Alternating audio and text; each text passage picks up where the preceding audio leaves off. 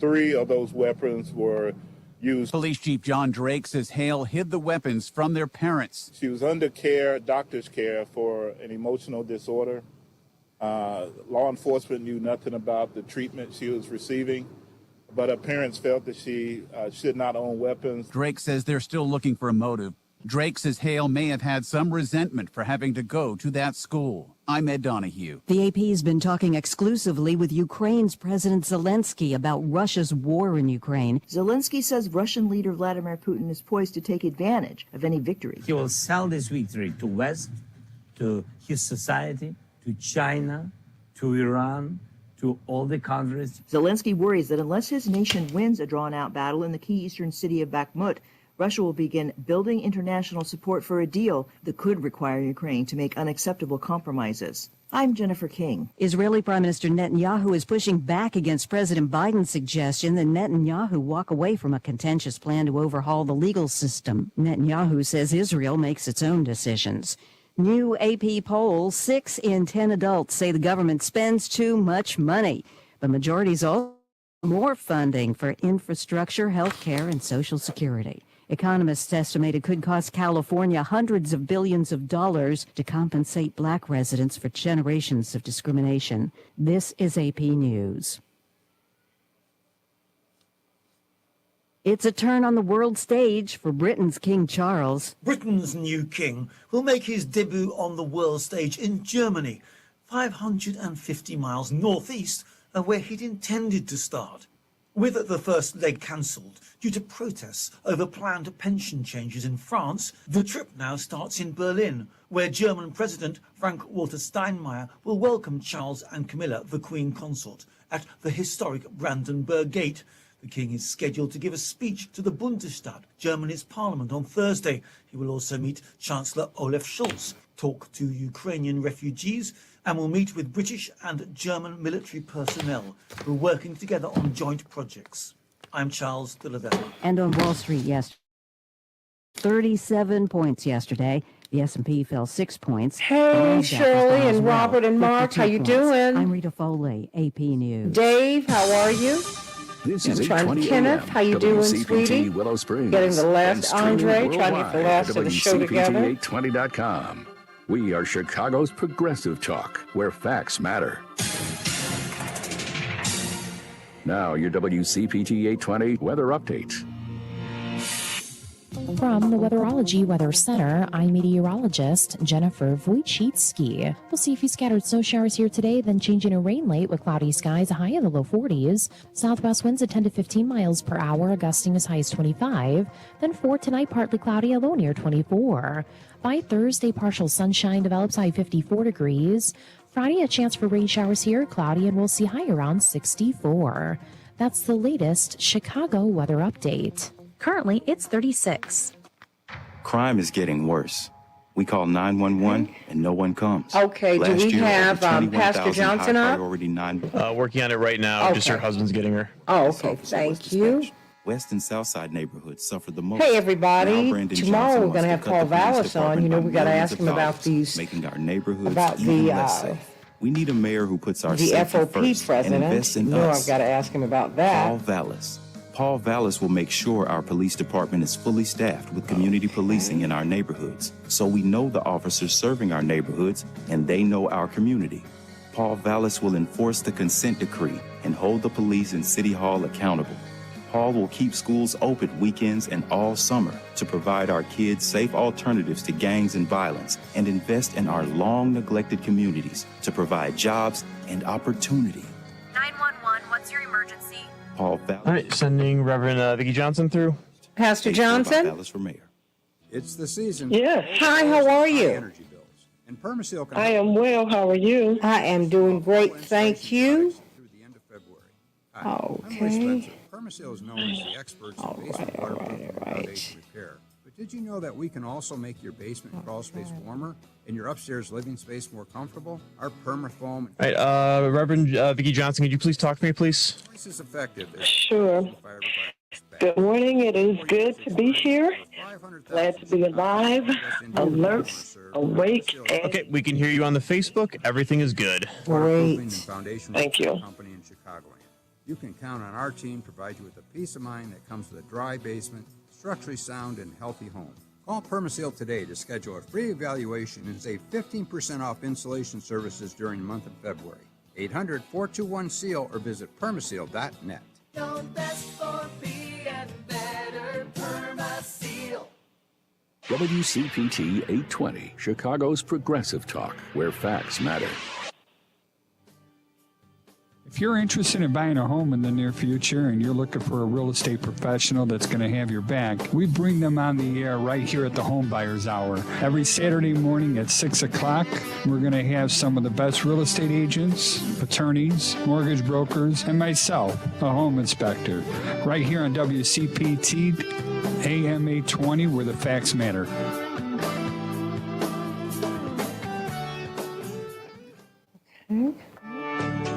I'm Dr. Anthony Lizowitz, and this is Climate Connections.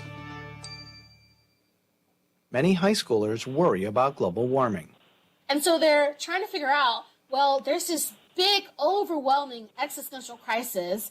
I had very little to do with it, but I'm going to be the most impacted by it because I'm inheriting it. What can I do? That's Tanisha Harris of Action for the Climate Emergency. The nonprofit teaches young people how to campaign for climate and clean energy policies. In working with high schoolers, Harris draws on her own experience. She began her activism as a student too, and she knows it can be intimidating to speak up. Whether that's giving a classroom presentation or speaking on your own social media platforms or learning how to be an advocate and getting over that discomfort of like the first step of calling a legislator. That can be so scary. So she encourages young people to take small steps. And she says over time, the students gain confidence. By the time they're in college or they're young adults, they're brave and bold, and they're like, I can go talk to the governor of my state and question them on what they're going to do about the climate emergency, no problem. And we've seen that happen. So she says over time, the students' influence and impact grow. Climate Connections is produced by the Yale Center for Environmental Communication. To hear more stories like this, visit climateconnections.org. This 60 seconds. Okay, thank you. 820 Heartland Signal News Minute. It's unconscionable for you to blame a 100-year pandemic on Democrats. That's Chicago mayoral candidate Brandon Johnson speaking to his opponent Paul Vallis at WGN-TV's March 21st mayoral forum. Okay, Minutes here we earlier, go. Vallis had blamed the 15-month pandemic-related closure of Chicago's public schools for plummeting test scores and enrollment and a rise in school-age violent crime. Johnson attacked Vallis for suggesting that teachers were responsible for violence in the city and said that Illinois Governor J.B. Pritzker did the right thing. Because it was a matter of saving lives.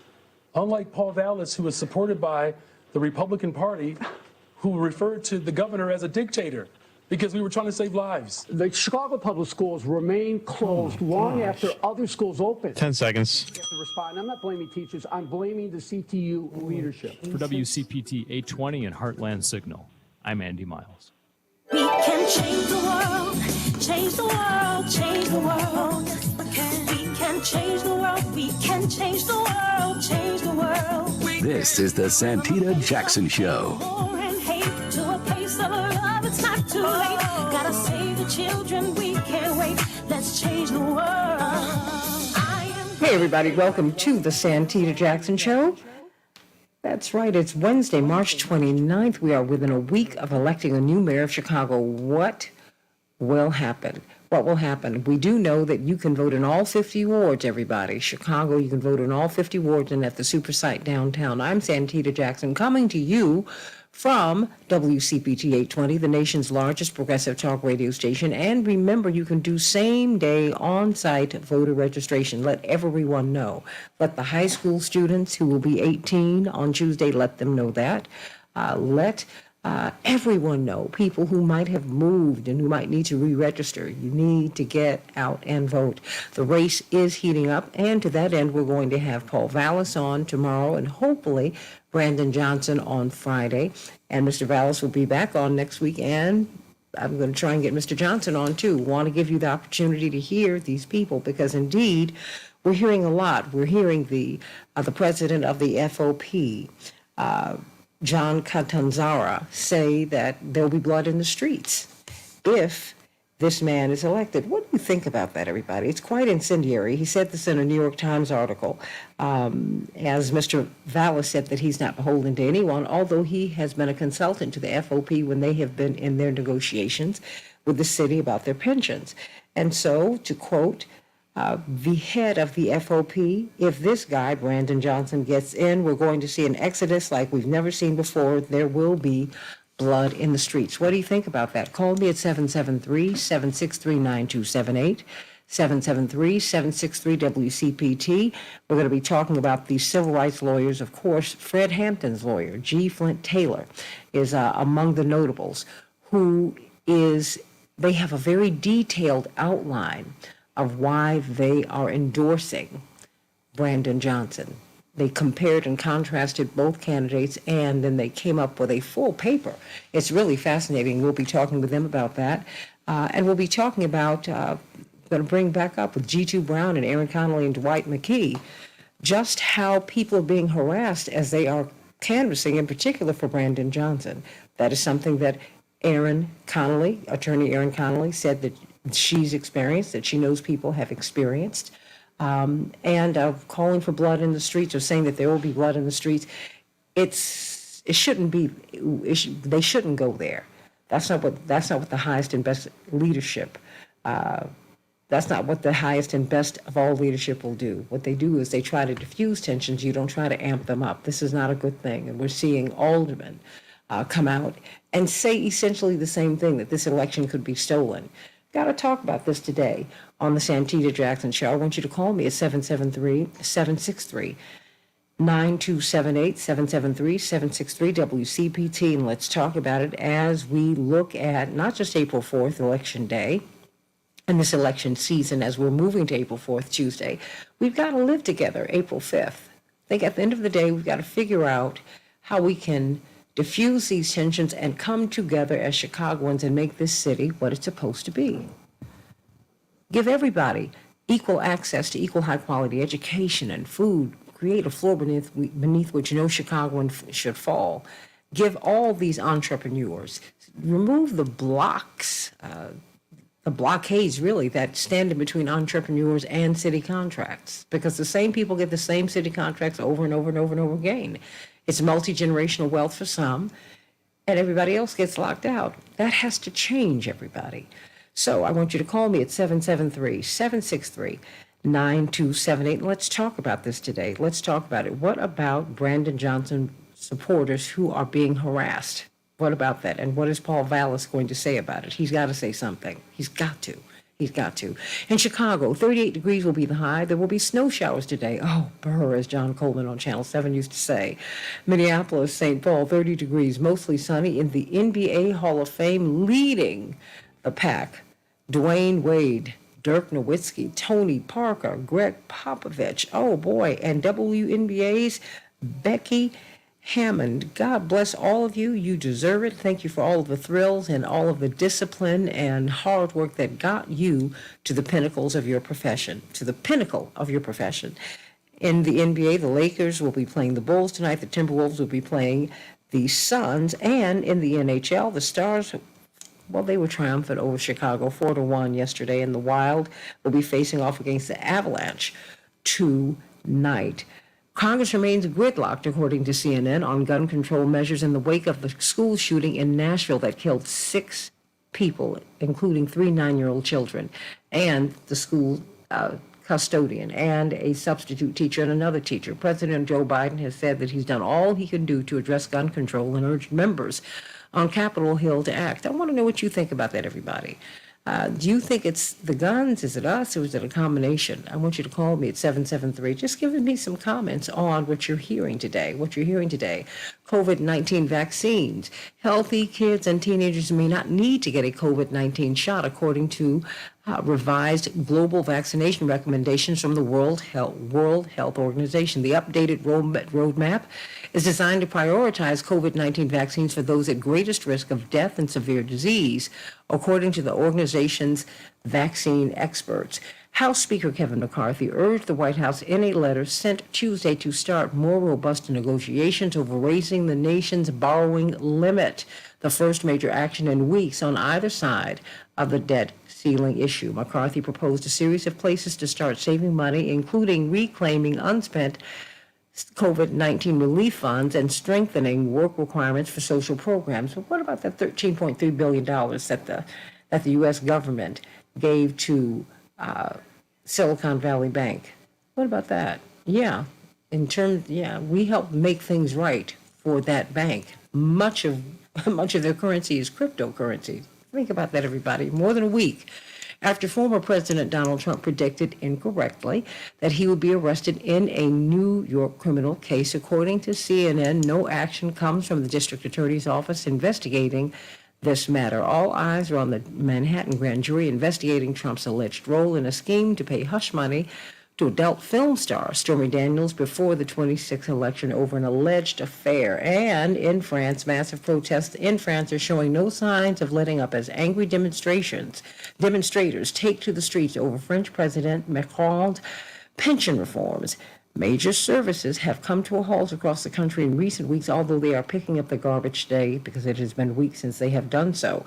And those are just some of the headlines on the Santita Jackson Show. Of course, we have got this great woman of God. We're always so glad to have you, Pastor Vicki Johnson. You now have not one, but two pulpits that you helm. Your pulpits are, and how can we see? We're blessed with the opportunity to hear you 2 times. I love it. How can we tune into you, Pastor Johnson? Well, there's St. Thomas Lutheran Church on 80th and Jeffrey Boulevard, and Lebanon Lutheran Church in Heckwish on 131st and Manistee. Each Sunday, one service is at 9 a.m. and the St. Thomas service is at 11:30 a.m., 1 hour of power, and both can be seen on Facebook. I love it. I love it. I love it. Pastor Vicki Johnson, what is the good news? We sure do need it as we pray for the people of Mississippi. I promise you, everybody, I'm going to be talking about Mississippi in the coming days because whole towns were wiped out with this E4, with these E4 tornadoes. And we're still trying to find out what's going to happen with the people of East Palestine, Ohio. There's a lot going on, and we have mudslides in California. So much is happening, everybody. So we do need some good news. There's so much going on, Pastor Johnson. Yes. Good morning, Santita, and good morning to all of your morning stars and friends. There is good news. Have you ever been in a conversation and while they were talking, you were way ahead of them, focusing on what your response would be, not giving them your full attention? I heard Reverend Dr. Attorney Jeanette Wilson talk about that this week. Have you ever been at an event or a concert and you spent much time videoing and taking pictures, missing out on some of the activities? I saw Tina, the Broadway production, last night, and they created a space for us to take videos and pictures so that we could be present in the moment. Many of us are living every place else, but not in the moment.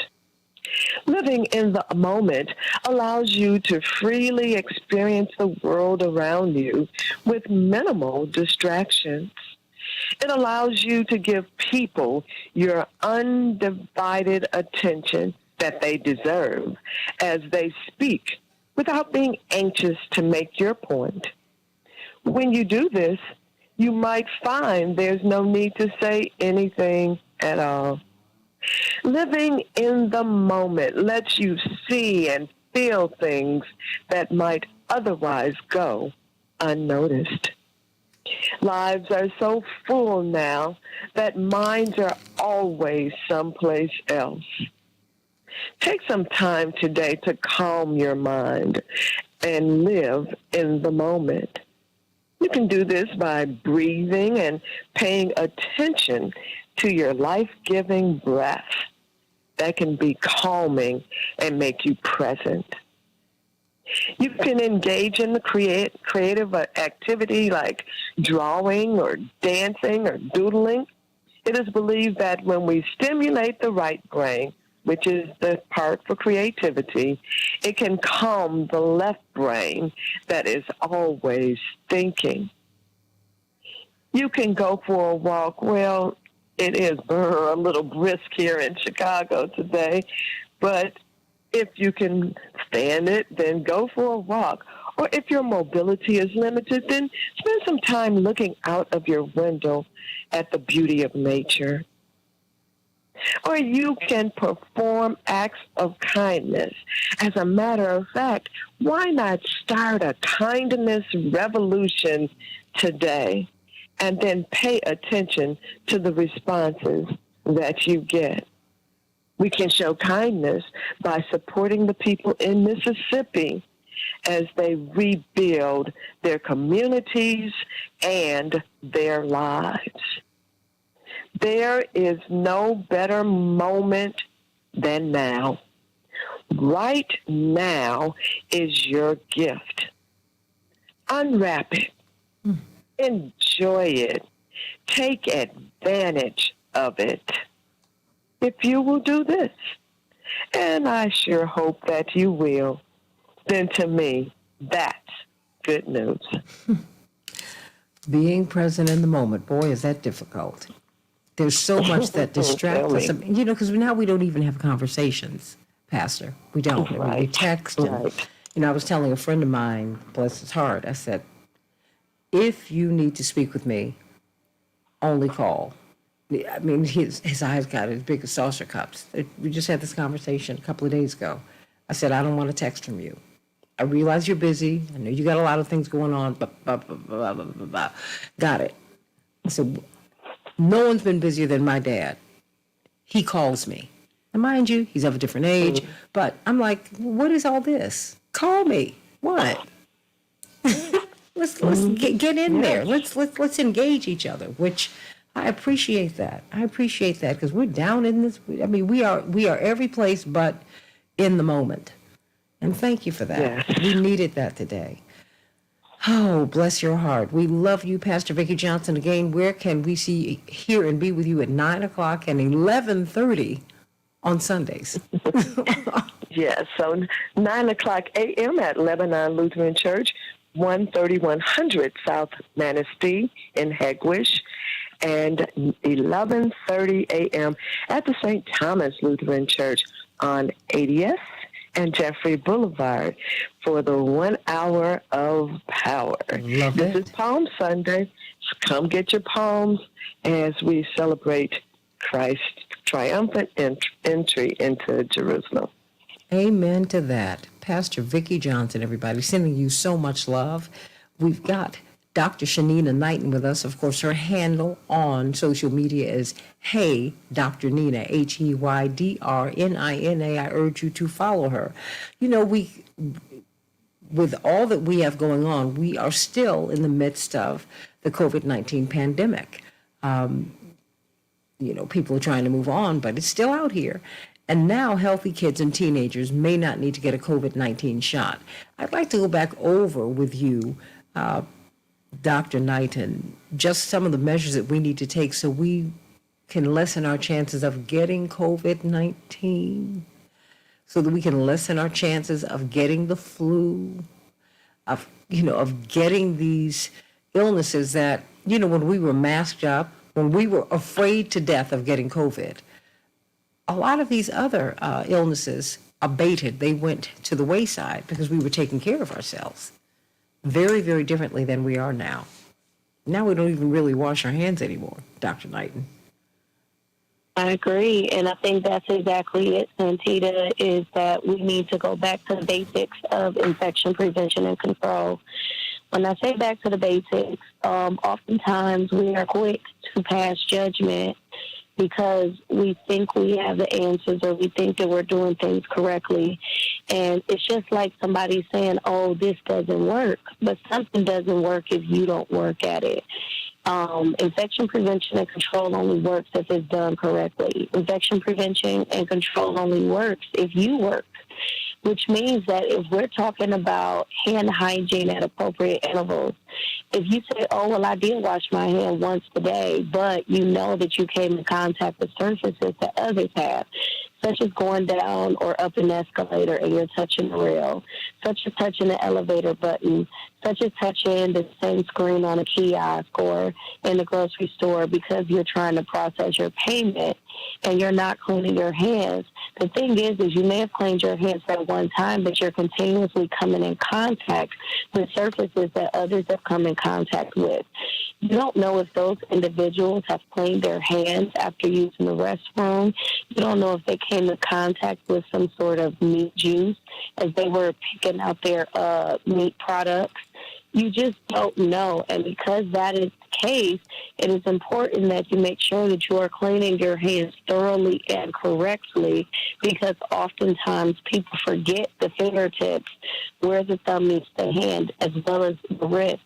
So these are commonly missed areas. When we talk about masks, I do agree we are going to the summer months. The winter is starting. Not the winter. The weather is starting to get nice. And as a result of that, that does mean that you can spend more time outside. But the issues always are because we haven't adapted those healthy practices during these months. And when the winter months start to come again and we're all congregated inside, then that's when we start to see the bulk of illnesses. We know that COVID-19 dollars are getting ready to expire or go away as of May, which means that I continue to emphasize being a CEO of your own health, not letting down on your practices, because, again, if it's not COVID, it can be something else. Santita, just really quick, because I know earlier you brought up East Palestine as being an issue, and I just think it's so disturbing because we talked about Philadelphia, their water issues. We talking about Mississippi, we're talking about tornadoes. We're talking about all of the other things as well. But even right now, if someone were to, let's say, Google or look at the news, barges have become partially submerged in the Ohio River right outside of Kentucky. And some of these contain methanol, which has significant toxicity to our ecosystem by it going inside of our waters.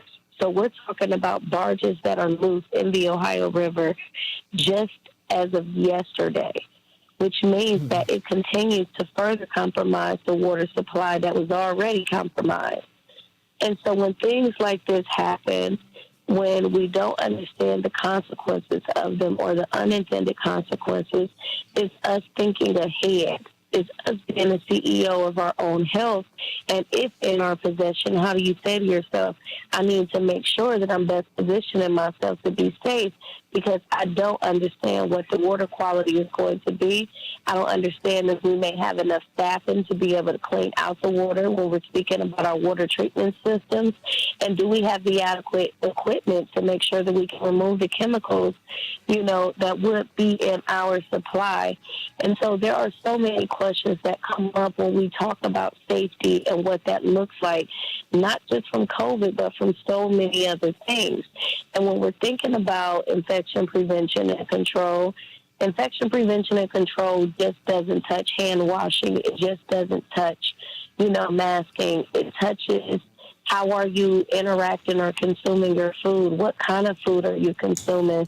Are you consuming raw or cooked food? So there's so many things to think about and consider that I know it can become overwhelming.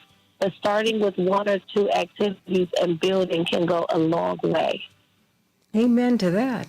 Amen to that. Well, I think, we're all going to have to become environmentalists, Dr. Knighton. We really are, because this is the air we breathe, the water we drink. It's the world that we live in. We're the stewards. And we have to do and be better. Corporate accountability has to be at the top of the list. The people of East Palestine, Ohio are never far from my thoughts. The people of Jackson, Mississippi, Flint, Michigan, Chicago, on and on and on and on. They're never far from my thoughts, because we are living with toxins. Up in Minnesota, we're living with toxins, and we are not even being told. They had a nuclear leak in Minnesota, and because they had a nuclear leak on Friday, they mentioned, this happened in November too. Are you serious? Come on, you guys. You got to not just do better, you need to do right. Let's talk about these threats against Brandon Johnson supporters who are out here canvassing. Let's talk about it. Let's talk about the FOP president saying that there will be blood in the streets if Brandon Johnson is elected. What is going on, everybody? It's like we've gone back to 1983. And, you know, all of the, not even dog whistle politics, it's on a megaphone. It's not right. Back with more of the Santita Jackson Show in just a minute. Whew.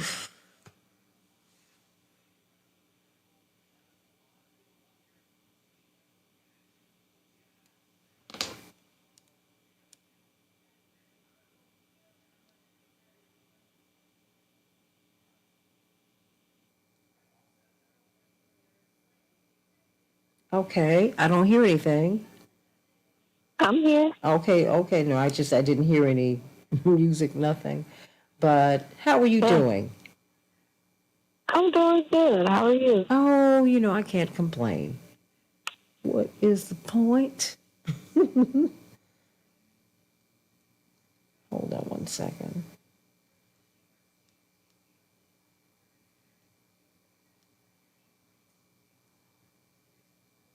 Hold on. But how are you doing? We've got to talk real soon.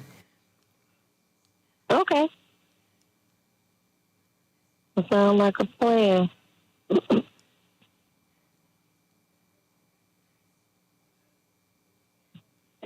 Just found out another very dear friend of mine from college passed away. Oh boy. It's like, it's unbelievable. So many of them, they're just dying. It's like,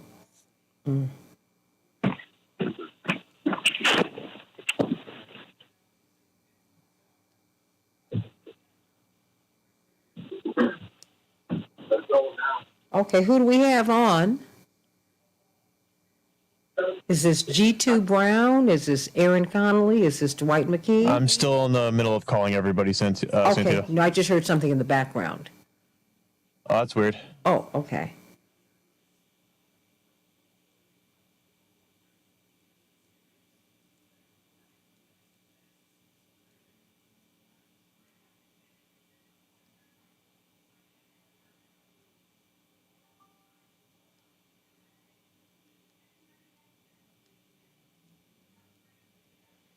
Okay, all right. Dr. Knighton? Yes, I'm still here. Okay, just, I'm trying doing several things at once. So there's that, there's that, and there's always that. Ugh.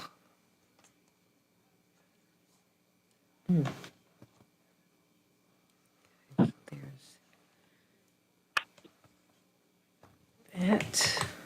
Okay, you guys, here we go. All right, here we are. Let me get this. Sorry, let me get this. All right, sending Shapiro, G2 Brown, and Dwight McKee through. Attorney Connolly didn't answer. I'll call her back in a few minutes and let you know when I get her. Fantastic. Okay, thank you. Mr. Brown, how are you? I'm fine, Miss Jackson. How are you? I'm doing well. Dwight McKee, how are you? Fine. How you doing, Juju? I'm good, brother. I'm good.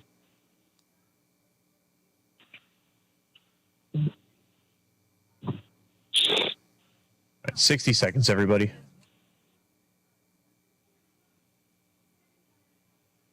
Oh, boy.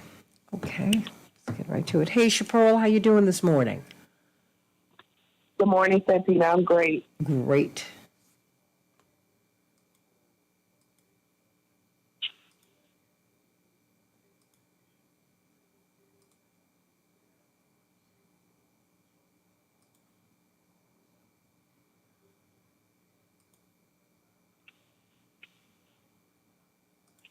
Oh, boy. 10 seconds, everyone.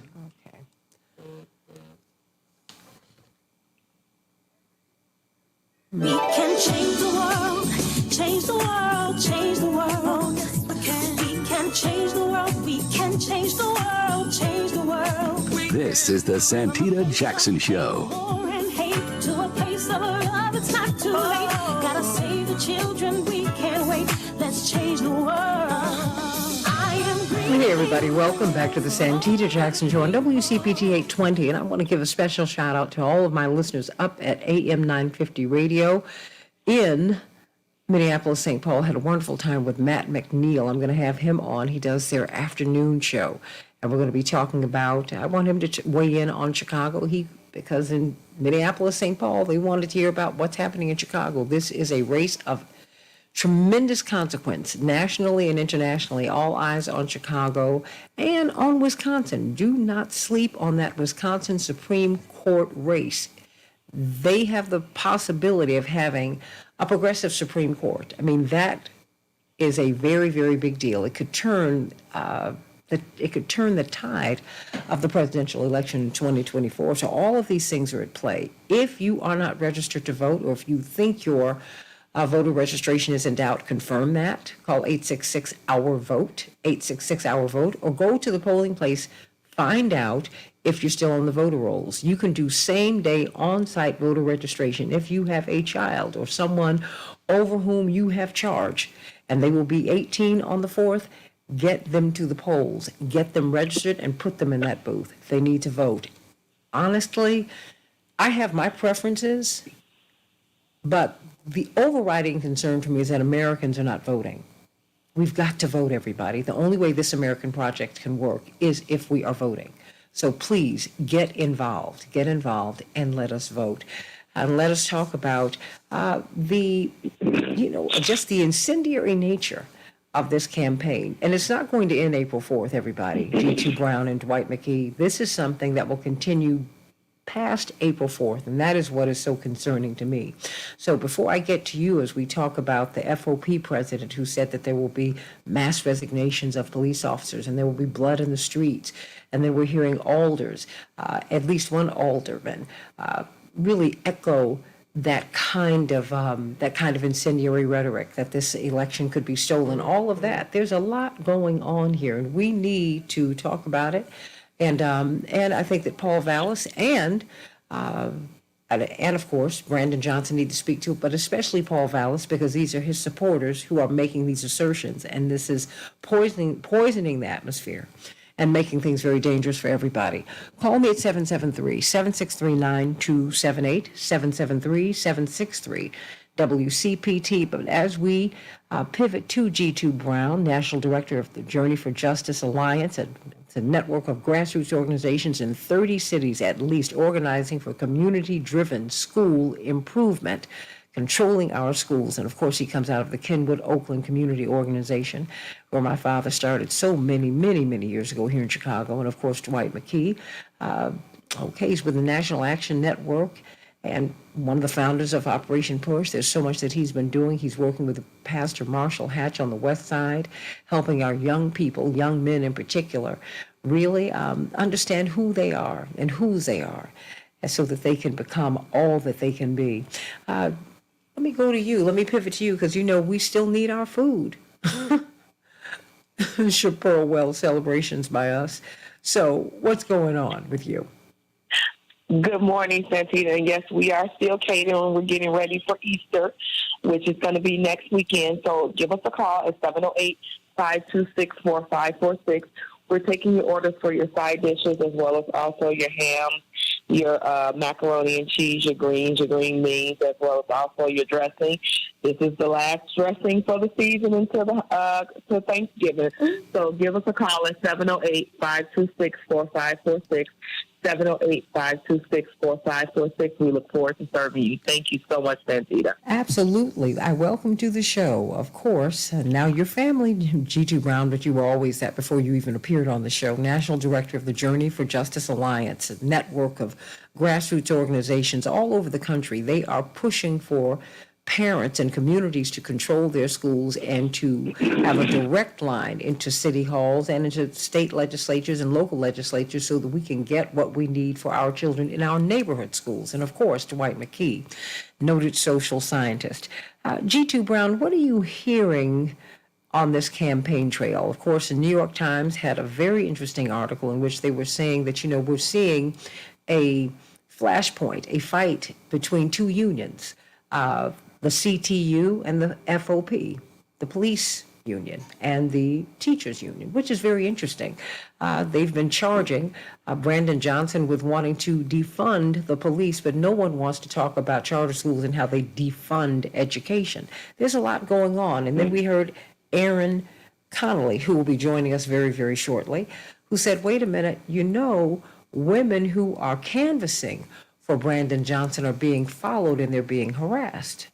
I don't think it wasn't lost on me, but now we're seeing this New York Times article in which the head of the FOP, whom Paul Vallis was a consultant to when they were in their negotiations, let us not lose that point.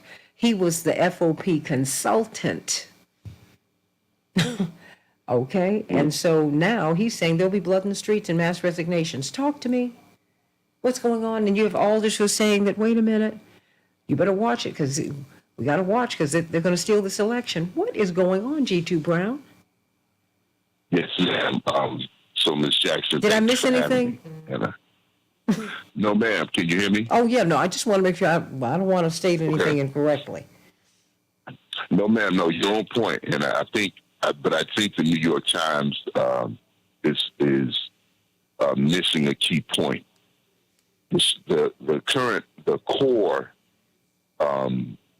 caucus of the Chicago Teachers Union, that's the caucus of rank and file educators, was influenced by the black community's fight against school closing. Karen Lewis, for many people that remember my sister Karen Lewis, she lived in Bronzeville. I used to see her at Northeastern Illinois Center for Inner City Studies at different cultural events. Her politics were black. The community began to stand with the union when the union began to stand with us. So really what you're seeing is not a clash between two unions. It's a clash between two belief systems.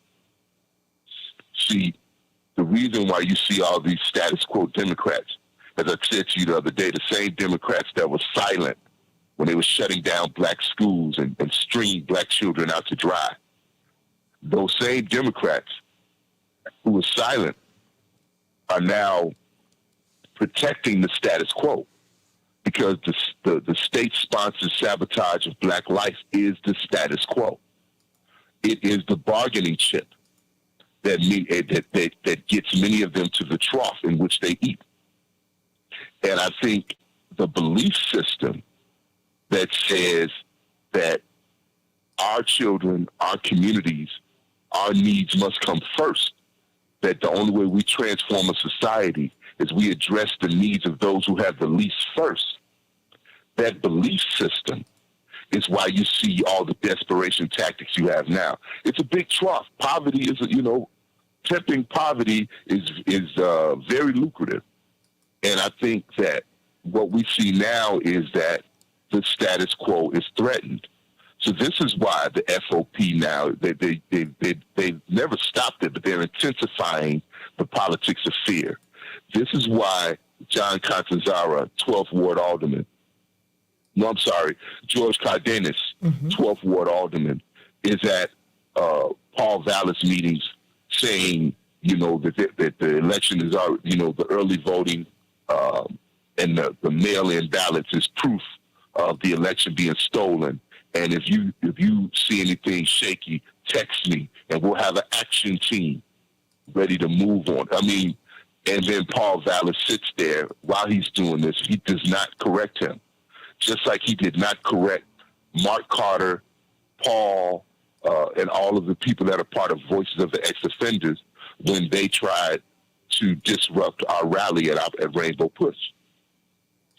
The fact that these are the people he has with them, the same operatives that have protected the status quo for decades, this is evidence of his belief system. This is why after Hurricane Katrina, where thousands of our people died, while people were on roofs trying to get saved, instead of rebuilding their public school system, he privatized. Let's say it differently. He fired thousands of black teachers and then gave the schools over to unaccountable, mediocre charter schools. So that when I went to New Orleans to work with one of my member organizations, 5 years after Katrina, black children were still going to school in FEMA trailers. I went to the school board meeting for George Washington Carver School in New Orleans, in the lower Ninth Ward. And that meeting was in FEMA, the board meeting was in a FEMA trailer. And the members of the board were all wealthy white people. So instead of having one school board, there's 46, because you got 46 different charter operators. Madness, sisters and brothers. Madness, and I saw it with my own eyes. So what we're witnessing right now are the agents of that state-sponsored sabotage of black lives. Are scrambling because Brother Johnson could possibly, he is surging and has a real possibility of winning. Now, him winning, we're not looking at it like, this is the salvation of black and brown people. But what we are saying is we will have someone in office who comes from the education justice movement and that we can hold accountable. Just like sisters and brothers, Lou Palmer and those sisters and brothers held Harold Washington accountable. Mm-hmm. And so this is an opportunity for us to begin to build a conscious constituency that can actually let this be a springboard into better days for black and brown Chicago. So I just see it as there's desperation and evidence of who Paul Vallis really is. He is, I think even if Paul Vallis wins, God forbid, it should be a warning sign to us that it's time to stop conversating and start demonstrating. It's time to have an organized black Chicago, or we will look up and we'll look like San Francisco. Now, 20 years ago, people would have laughed if I would have said that. But 20 years ago, we were still a soul city. By soul city, I mean majority black cities across the United States. D.C., New Orleans, Baltimore, right? Oakland back in the day. But we are no longer a soul. I mean, we got soul, but we are no longer what you would call a soul city, just like Washington, D.C. is no longer, it's going to always be chocolate city to us. But we know that D.C. is no longer 75% black. And it's about to become a state. And that's the only way they'll let it be a state. And that's so awful. Quite frankly, it's poor people being pushed out. It's black people today, brown people tomorrow, and white people next. Mm. That's the way this is. That's the way this is rolling, everybody. We, are the canaries in the mine. Black people are. What happens to us, we get sent down to the mines, and if the canary comes up alive, you say, okay, it's safe to go down there. If the canary comes out passed out or dead, it's not safe. We let you know just where this thing is going. So I want to hear from you. What do you think? And Aaron Connolly, you brought up just some days ago, and G2 Brown has really given us a brilliant overview of where we are. Just what have you been seeing out as people have been canvassing? I think it needs to be re-emphasized, and particularly in this context in which you have the FOP president saying if Brandon Johnson wins, there'll be blood in the streets, there's going to be mass resignations. You got this Alder who was saying, wait a minute, we've got these teams we're going to deploy to save the election because they're trying to steal it. Whoa. It is in that context that we've seen people followed, yes? Yeah, and it's been happening since, the previous election day and before for some of these local aldermanic campaigns.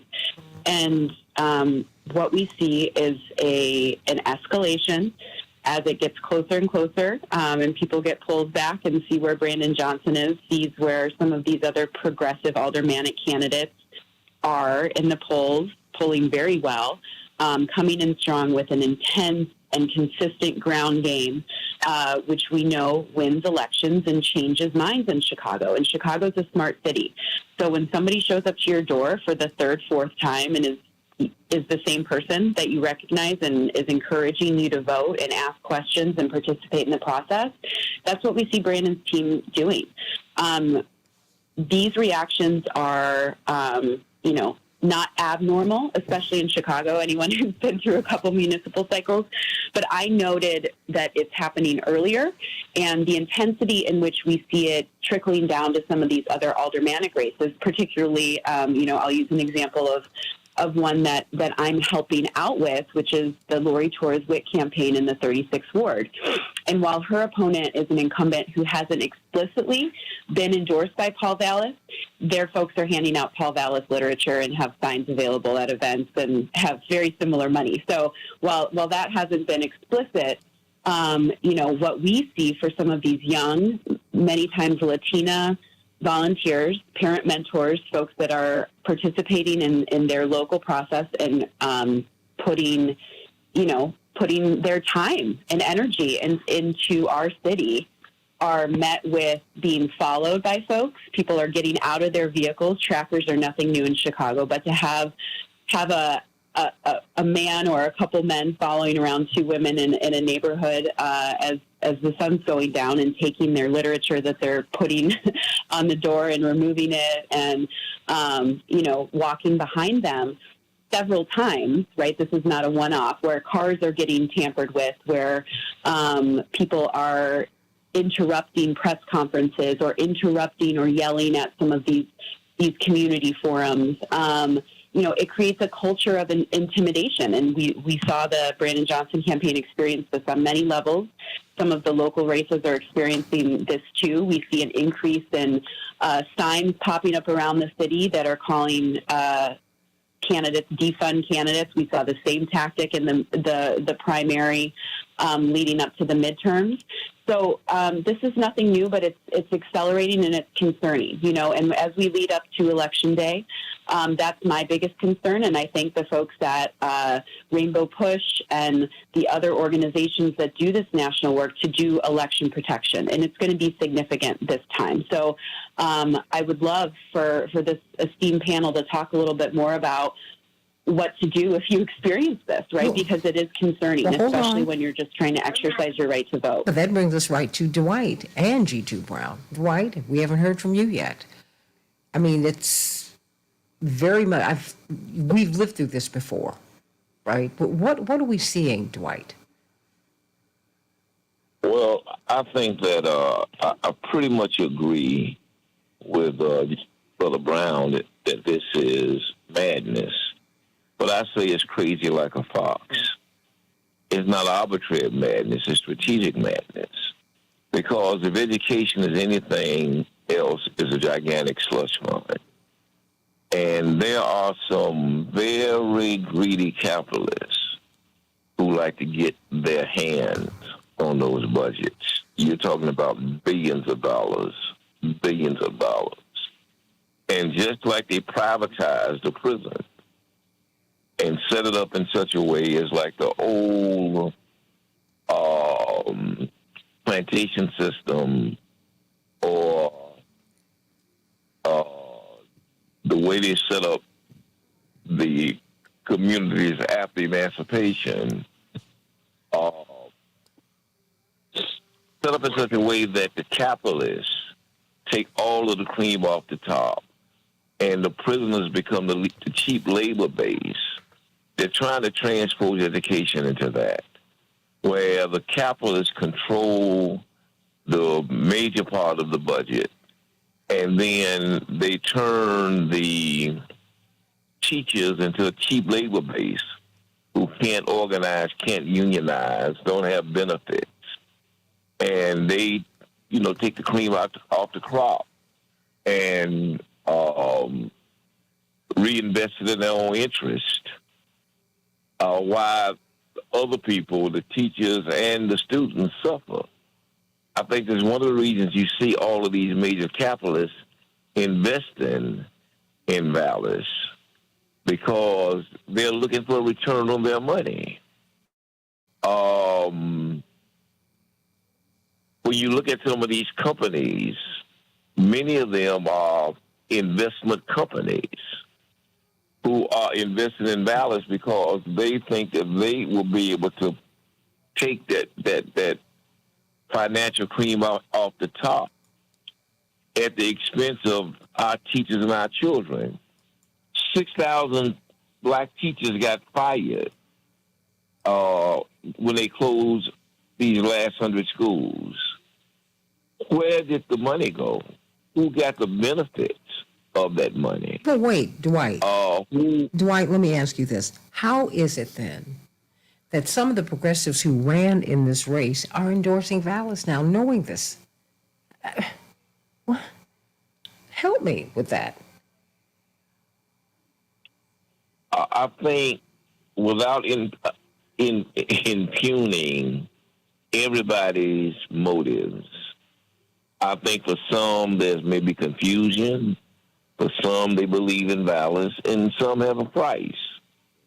I think many have been made promises that they're looking to capitalize upon, and I think some have already been paid to do what they do. I think there may be some real disciples out there. I think they're far and few between. I think a lot of this for them is transactional. They think it's good business, and they're sure that Vallis is going to win because I think they misread the pulse of the people. And as the momentum changes, I think the good part of this is that a lot of these guys have been fleshed out.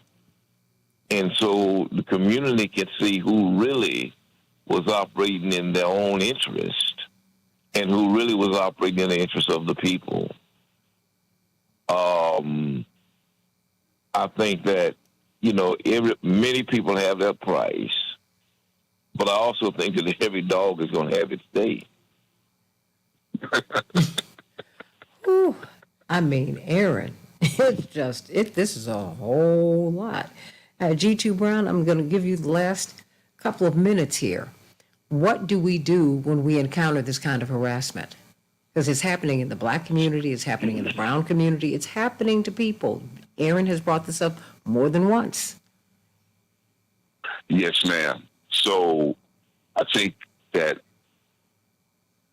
from this moment forward, we have to have sort of a prevention and a reaction, a prevention and a reaction response. I have a lot of experience dealing with that group because when we first started fighting against school closings, we were targeted. We got a phone call, and they said that our former executive director, Jay Travis, was going to be destroyed at Cocoa. And my response to them is, if you come over here, you're going to get a grown man's response. So that's one level, that not to let them intimidate you. Now, that's, again, a response, but I think another piece is how we do outreach strategically, having teams where you have female and male teams, but also having rapid response. If that is happening, your campaign office being able to send a team to support you quickly when those things are happening. Another thing is when you do events, so like they tried to disrupt the rally we did at Rainbow Push, and they got a response from people that weren't afraid of them, and we ushered them out of there. But at the following event, there was security, and we had a list of we had pictures of people that were no entry because they shouldn't have never gotten into our event in the first place, because these actors are pretty much the same actors. So we know who they are. And so they should not be able to just get in our events. But then when they come to our events, and I'm talking to women and men, but really men, stop letting them punk us. Hold that thought. Excuse my slang. Hold that thought. Okay. I'm bringing on these civil rights lawyers at the top of the hour. And just stick around for a hot second. Because G. Flint Taylor, you know him. He'll be on with us, and Attorney Cowlin. Let's talk about this and so much more. These people are coming out and they're supporting Brandon Johnson. Back with more of the Santita Jackson Show in just a minute.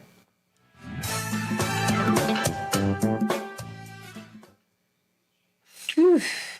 I am exhausted. Ugh.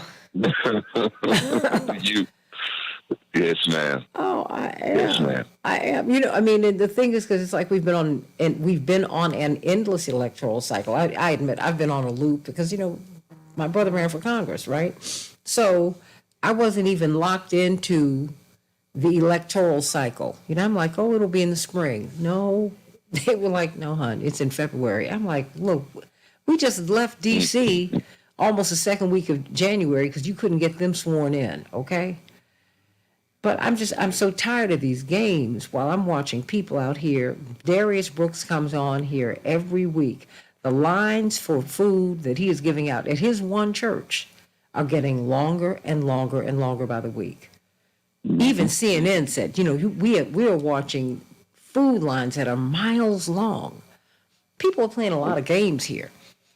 And we can't afford this. And people are struggling. And I think if you think about, just post-COVID and everything that people's dealing with, the amount of loss and the fact that people are not going back to work, their industry's collapsing. It is, it is, you have to have the type of government that is looking to help provide opportunities for people to build the infrastructure by which they can, they can rebuild their lives. But, and this at Cocoa, we have a food pantry, and you're absolutely right. It is more people, and the people you're seeing are security guards, teachers. People driving Lexuses and Mercedes Benzes, and don't say because they overspent, they had jobs. Yeah. Pulling up to the food pantry, getting the bag. Yep. Mm-hmm. So, stop judging, because tomorrow it could be you. Trust and believe, and the way things are going, it just very well might be you. So it could very well be. Just stop it. Everybody's on a whole lot of grace right now. And you ought to be concerned about everything instead of saying that there'll be blood in the streets. Upon what basis? What are you talking about? Mm-hmm.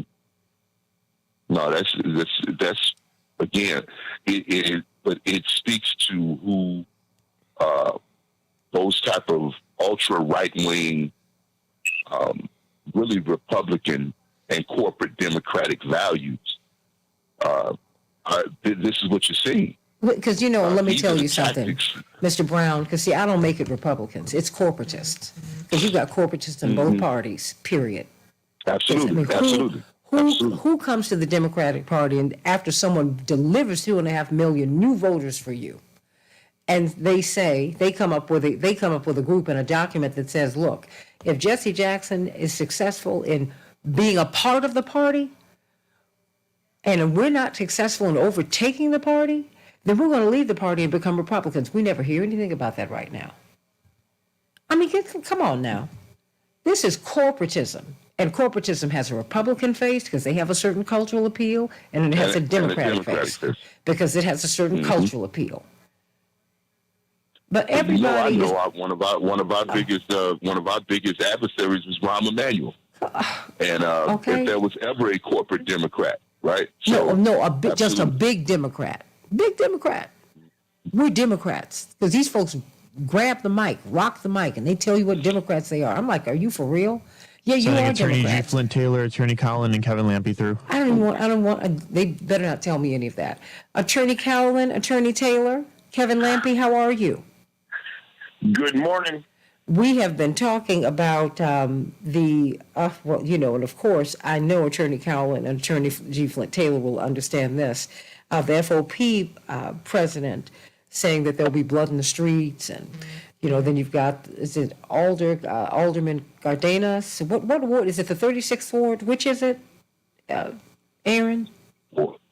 Mr. The 12th ward. And he's saying that we're going to deploy teams to take care of people trying to steal the election. I mean, this is beyond Bernard Epton in 1983. This is because everything's amped up today. It's unbelievable, unbelievable. And and Attorney Aaron Connolly. I don't know, Aaron, are you still there? Yes, ma'am. Okay, because Aaron was telling us. And you're on with Attorney G. Flint Taylor, Attorney Patrick Cowlin, and Kevin Lampe. And they're going to be talking about these lawyers and legal workers for Brandon Johnson. And thank God for you, because this is such a tremendous document. I'm going to forward this to you, Aaron, and to Mr. Brown. You need to see this. I'll do it at the break. Yeah, because they're very, very detailed, and I want them to go through how it is that they arrived at their conclusions. And, I sent it to Dwight, and it's they just chapter and verse tell you why they are supporting Brandon Johnson. They don't just say, I'm doing it. They're like, no, let me tell you what happened to the Philadelphia schools. Let's talk about that. Let's talk about the discrimination against black women educators. All these black folks they didn't just lose teaching jobs, vice principals, paraprofessionals. You shut down entire ecosystems when you shut down these schools and turn them into businesses. Ugh. Not to mention that you've moved all these people out of town. 60 seconds, everyone. It's awful. But I'm glad to have all of you on, so just stay right here because I want you to finish your point, Mr. Brown, but I'm going to pivot to these persons. I want you to hear. I want you to hear what they are doing. All these civil rights lawyers and all of these progressives have come together to support Brandon Johnson. And everyone, I'm going to be talking to you because we're not going to have a debate on Friday because both candidates have said no more debates. They're going to be campaigning. So there's that. And I will announce that over the radio in just a few minutes.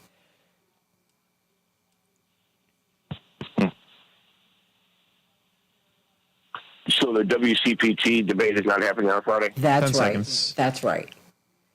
Okay. That's right. So yes. Because now both candidates have said no more debates. Okay. We can change the world, change the world, change the world. We can change the world, we can change the world, change the world. This is the Santita Jackson Show. War and hate to a place of love, it's not too late. Gotta save the children, we can't wait. Let's change the world. Hey everybody, welcome to the Santita Jackson Show. Let's talk politics, everybody. Let's talk about all of these lawyers and legal workers for Brandon Johnson.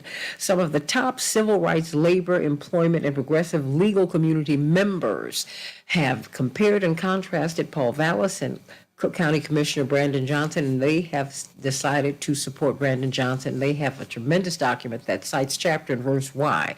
We're going to be bringing two representatives on, and of course, someone who brought this to me, Kevin Lampe, who has been all over this, brilliant political consultant and political organizer. And Dwight McKee still here, as is G2 Brown, and of course, Attorney Aaron Connolly, as we've been talking about this incendiary rhetoric that is beginning to drive this campaign. And believe me, it will not end on April 4th. It will continue to percolate, if not outright explode, beyond April 4th. It needs to be quelled. What will Paul Vallis say to the head of the FOP? What will he say to him? No, there will be no blood in the streets. He needs to confront him and confront that kind of rhetoric. He needs to confront the alder who is saying, we're going to deploy people so we can make sure you don't steal the election. That needs to stop. Somebody needs to talk about that. I'm Santita Jackson, coming to you from WCPT 820, the nation's largest progressive talk radio station. Much love To my Minneapolis-St. Paul family, Matt McNeil, thank you so much. Hey, Matt Sowell, for having me up with you, because there's a lot of intense interest all over the country in this race. So all my love to the AM 950 radio family in Minneapolis-St. Paul, and of course my morning stars on the Santita Jackson Show YouTube channel, and Santita Jackson and Friends, that page. Please go to that page, not Santita Jackson. That's just a landing page. Go to Santita Jackson and Friends and become my friend there. So let's get right to it, everybody. In Chicago, we're going to have snow showers today, a high of 38 degrees. Minneapolis, St. Paul, mostly sunny. The NBA Hall of Fame leading this new class, Dwayne Wade, Chicago's own Dirk Nowitzki. Oh, that's right, Greg Popovich. Remember him? Tony Parker, WNBA's Becky Hammond, sending you so much love, everybody. All of the hard work and discipline and just enduring so much to get to the pinnacles of your professions. You deserve it all. In the NBA, the Lakers will be playing the Bulls tonight. The Timberwolves will be playing the Suns. And in the NHL, the Stars, well, they took out Chicago 4-1. And the Wild will be playing the Avalanche, everybody, tonight. What is happening with gun reform? Congress remains gridlocked on gun control measures in the wake of the school shooting in Nashville, Tennessee, that killed 6 people, 3 9-year-olds, a substitute teacher, the school custodian, and another teacher, everybody. President Biden has said that he's done all he can do to address gun control and urged members on Capitol Hill to act. Healthy kids and teenagers may not need to get a COVID-19 shot, according to revised global vaccination recommendations from the World Health Organizations. The updated roadmap is designed to prioritize COVID-19 vaccines for those who are at greatest risk of death and severe disease, according to the organization's vaccine experts. House Speaker Kevin McCarthy urged the White House in a letter sent yesterday to start more robust negotiations over raising the nation's borrowing limit, the first major action in weeks on either side of the debt ceiling issue. McCarthy proposed a series of places to start saving money, including reclaiming unspent COVID-19 relief funds and strengthening work requirements for social programs. And more than a week after former President Donald Trump predicted incorrectly that he would be arrested in a New York criminal case, no action has come from the district attorney's office investigating the matter. All eyes are on the Manhattan grand jury investigating Trump's alleged role in a scheme to pay hush money to adult film star Stormy Daniels. And those are just some of the headlines on the Santita Jackson Show. Let's get to, I wanted G2 Brown to finish making his point about just where we are as you set the table. I want to welcome to the show someone who's been here. In fact, this is home for him. Attorney G. Flint Taylor. Many of us know him. I've known him down through the years. Great freedom fighter. I've known him all my life. And indeed, he has been and continues to represent the life, legacy, and memory of still seeking justice for Fred Hampton and his family. Still seeking justice. They still need justice, everybody. Fred Hampton, that brilliant, brilliant, brilliant light that was snuffed out by our police and the FBI. Absolutely. And we are so excited to have you, Attorney Cowlin, with us today. Of course, you are part of a group of civil rights, labor, employment, and progressive legal community members who have come together to look at the 2 candidates who would be mayor, and you all have decided to endorse Brandon Johnson. And of course, Kevin Lampe brought all of this to me, and I'm so grateful to you. But we've got G2 Brown who's staying over, and Dwight McKee and Aaron Connolly. G2 Brown, you were making a point before we had to run into that hard break. Yes, ma'am, and I'll be brief because I definitely want to hear the wisdom of the folks you have on the panel. I just think that in response and in preparation for people who will try to disrupt, I think there's, several pronged type of response. One, I think having teams go out that to the best of our ability that are male and female, I think makes sense. That's one of the things that we try to do. Also, having a rapid response infrastructure where if somebody comes up to you, you can call your campaign office and they send a team immediately. If you're doing a rally, what we did and to deal with the voices of the ex-offender is we would instruct our members to shout them down when they came, which is what we did in Rainbow Push when they came and tried to disrupt our rally. And then also, I think these types of experiences, while they are, there's an element of risk.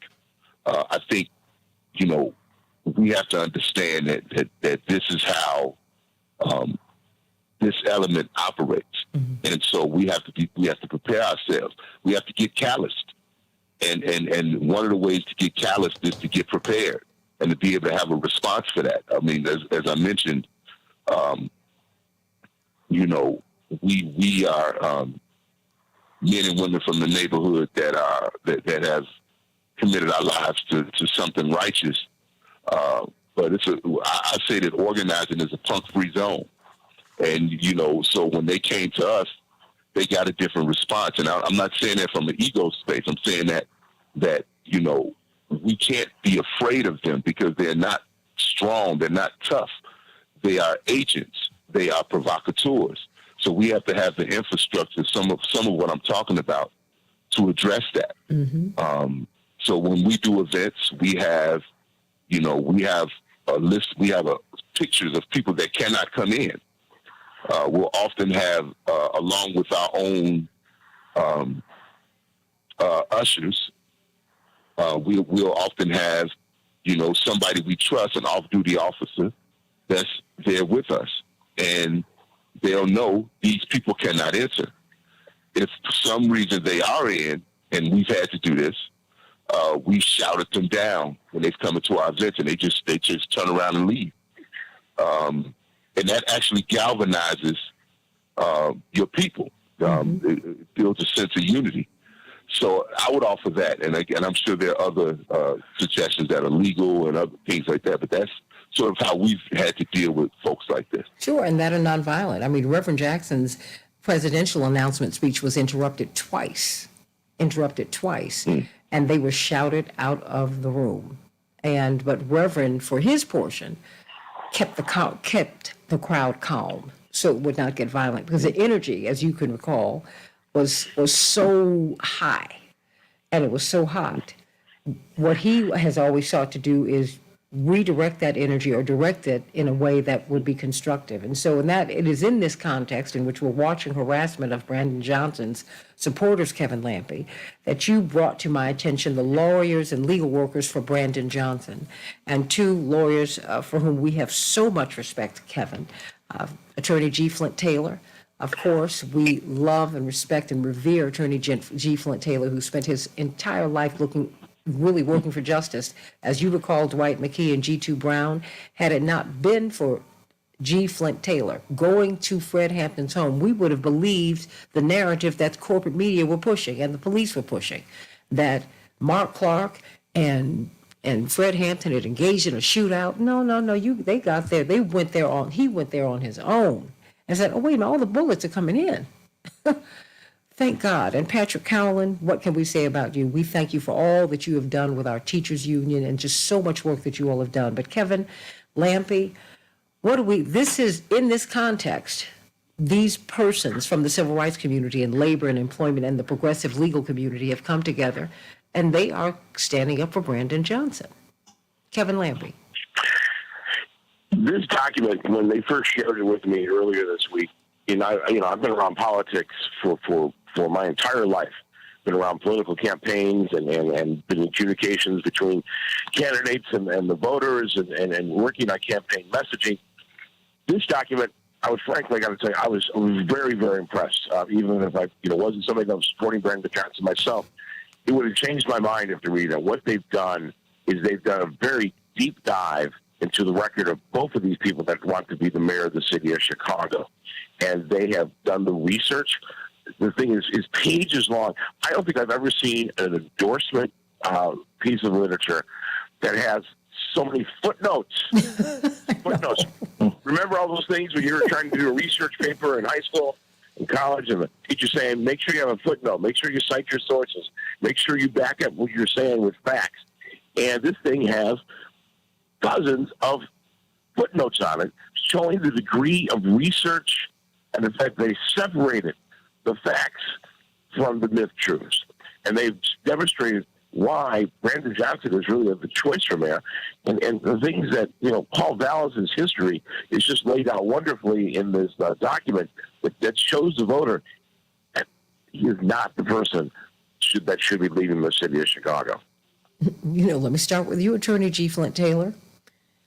You laid it out. You talked about erecting barriers to public education. I mean, not just racially, but to people who are physically disabled, the discrimination against Black women educators. Please, tell us about this document and what you found as you researched and came to this conclusion that you need to support Brandon Johnson. Well, thank you, Santita. It's really, really great to be back with you.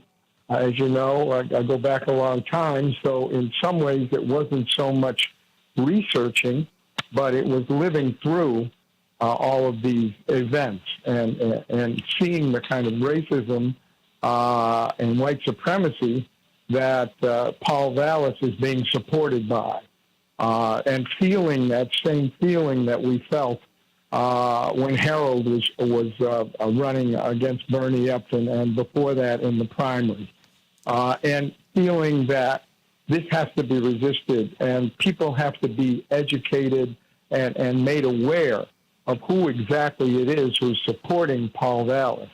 And that's why I wrote the piece that I did in the Sun-Times yesterday, because I have been up against the FOP since, as you mentioned, Fred Hampton. And I've seen what they said and what they did around the Fred Hampton case.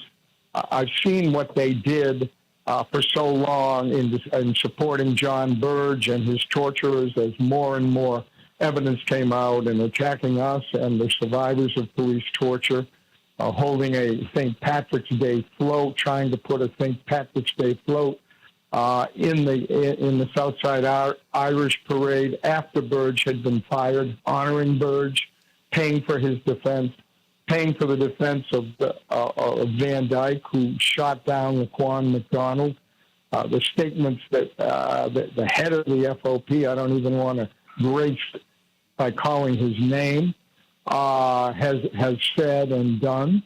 All of these things, you would think Bobby Rush called out the head of the FOP for being basically, and the FOP for being the Klan in uniforms. Now, if the Klan came out and supported Paul Vallis, you would expect that he would say, no, thank you. I'm not taking that kind of support. I condemn the Klan. Well, the FOP has come out and supported Paul Vallis very strongly and vociferously. We don't see Paul Vallis rejecting that. That speaks volumes to me. That if the FOP is on the side of Paul Vallis, then we need to mobilize against that as strongly and powerfully as we can. Attorney Taylor, as I pivot to Attorney Cowlin, but he worked for the FOP. He's been their consultant, yes?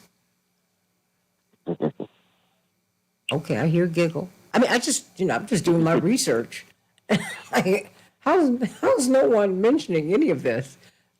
Attorney Patrick Cowlin. I mean, am I wrong? It was in the paper. Or was that fake news? Yeah, thanks.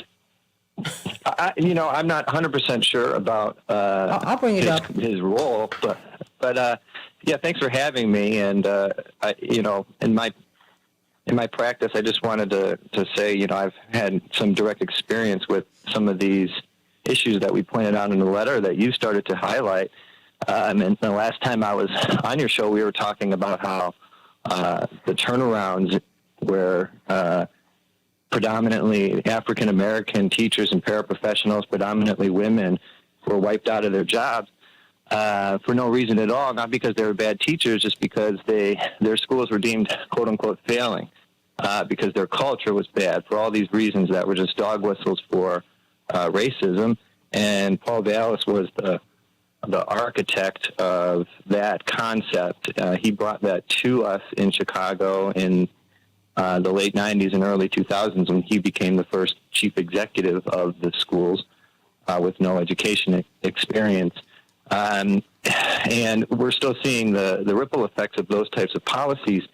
And as we pointed out in the letter, there's other examples of things that we research. So just to, confirm what you were saying, the community of lawyers that I've been working with and that Mr. Taylor's been working with really had no other choice but to put something out to confirm that, Brandon's positive policies far outweigh the past and the track record of Mr. Vallis. And with respect to his dealings with the FOP, I think Mr. Taylor said it all. And what you were getting at maybe is he did help broker a labor agreement recently with the FOP. October 16th, 2020. Just so that you know, this is the Sun-Times article I pulled. Paul Vallis shows up at contract talks as consultant to the Fraternal Order of Police. Well, they were clearly happy with their agreement because they're endorsing him very, very strongly now, and I think that says a lot. Do you have how people want to access this letter? How can they do that? It's been posted in a few places, and I think Kevin has it up on a link. I don't know the exact hyperlink off the top of my head. Maybe Kevin does. Send it to me, Kevin, and let us know where we can access it now. But send it to me because I will put it out. But I think everybody should put it out on there. Just send us the link. But how can we access it through you right now, Kevin? Yes, it is. If you go to KurtLampe.com, KurtLampe, and look under the news articles and press release section of the website, of my company's website, you will see a link to that, and I will give you the full. I got a special link set up, and I'll give it to your listeners here in just a moment. Oh, absolutely, because we need you know me. I'm always collecting receipts. Because when I saw that article, I pulled it, and I let people know that this was in October of 2020, but he did show up as a consultant to the FOP, and I think all of that's important. All of that's important. I mean, or is that something we need to go past because he says he's not in the back pocket of the FOP, Attorney Taylor? Well, of course we can't go past it. Not only, I don't think any lawyer would begrudge workers to fight for a contract for better conditions and that kind of thing. But we're not talking about the FOP as some kind of bargaining unit. We're talking about the FOP as a white supremacist organization with guns. We're talking about an organization that has no black representation on its advisory board. We're talking about an organization that fought for, you can certainly think that a labor organization would fight for people in good standing to get pensions and to get good pensions. But when you have a man that's been convicted of torturing and lying about torturing citizens and going to the penitentiary, and the FOP fighting for him to continue to get his pension despite what the laws and regulations might say, while he's in prison. And that's what they did with Burge. So if you look historically at their record outside of the negotiations that they take part in, then you see the true nature of this organization. And you see its history. I'm talking about a history that goes back to when it was just one of several young organizations back in the 60s when it spoke up and supported the raiders who murdered Fred Hampton. And it's just been consistent from then until now. So they're always on the wrong side of history. They're always on the side of the white supremacists. And they are a very dangerous and powerful organization. And no doubt that's why Vallis wants them at his back, because, in fact, he's afraid of them, as well as he's implicitly embracing the white supremacist policies and politics that, in fact, the FOP, that's its calling card. When we think about the FOP, we don't think about the benefits that they've gotten for their members. We think about what they did and what they said about January 6th and the invasion of the Capitol. Hold that thought. We think about what they did in Bob. Hold that I'm thought. sorry. No, don't apologize. I just have a hard break because I have some other affiliates. Stay right there. Back with more of the Santita Jackson Show in just a minute.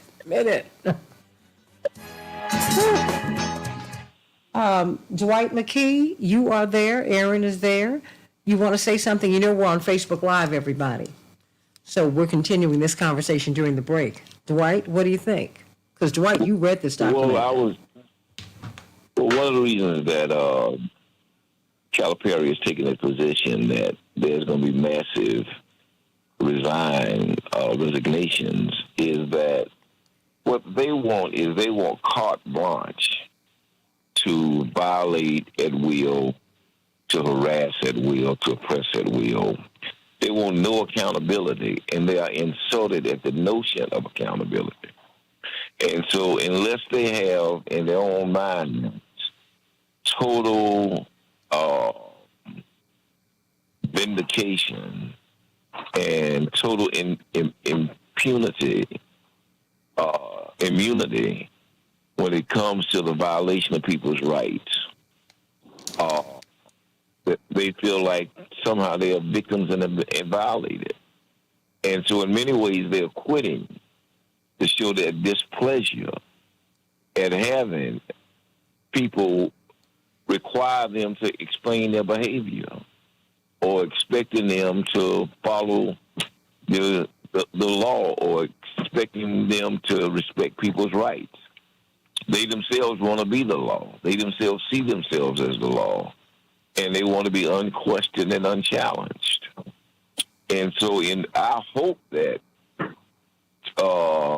that Brandon wins just to give them the opportunity to leave and to quit. Is that a lot of these racist, vicious, KKK guys get out of Dodge and go down to Florida somewhere and retire with Burge. I think it'd be the best thing that could happen to the city. Anyone have a response? And Aaron, send me your email because I can't transfer the file this way. I need your email. Yes. Well, I think, the advice about being prepared is something we all need to keep in mind, right? If we're in this movement, if we're at events, I think particularly looking at the events of this week, and when somebody in a position of power is calling for blood in the streets and violence, that doesn't help our energy level navigating the last week of this election. So I think it's important just to remind everyone as they're out at these events to remain vigilant, and if you see someone disrupting, find the folks in charge. I think I will say about the progressive movement, we usually are prepared for stuff 60 like seconds. But the unfortunate piece is that we have to keep these types of real safety precautions and security measures within our budget. But you have to learn how to protest, because before, in the sit-in movement, they were taught how to protest. They were taught how to react. And I mean, these new demonstrators are not being taught that. And that is something that we have to learn. You have to learn about the saboteurs, the people who come in and interrupt and try to tear up your rallies, and you need to know how to deal with them in a nonviolent way. But stand right here, because I certainly want Attorney Cowlin and Attorney Taylor to go through some of their findings, because I've not heard anyone talk about Dwight and Attorney Aaron Connolly. 10 seconds. The discrimination against black women and the lawsuits and the court decisions that found that to be true. Whew. We can change the world, change the world, change the world. We can can change the world. We can change the world. Change the world. This is the Santita Jackson Show. War and hate to a place of love. It's not too late. Gotta save the children. We can't wait. Let's change the world. Hey everybody, the Santita Jackson Show, WCPT 820, the nation's largest progressive talk radio station, AM 950 Radio, the voice of progressive Minnesota. We're talking with attorney Patrick Cowlin, attorney G. Flint Taylor, indeed an icon in this progressive struggle. And Kevin Lampe, thank you for bringing this document to my attention. Dwight McKee and Attorney Erin Connolly, thank you for sticking around as we talk to. They are part of a group of lawyers and legal workers for Brandon Johnson. Now, please explain how you arrived, because you didn't jump to a conclusion. Clearly, you arrived there. You compared and contrasted these records. Talk to us. Let's start with you, Attorney Cowlin. I mean, how did you come up? How did you arrive at the conclusion that Brandon Johnson is your guy and is more than that, the guy for Chicago?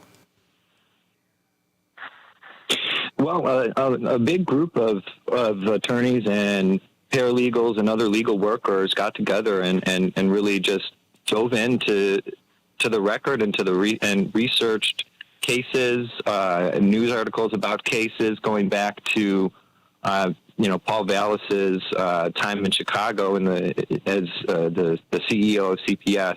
He looked at things and his actions were in Philadelphia, in New Orleans, in Connecticut, and we just wanted to see what legal implications did he bring to these places where he was a leader.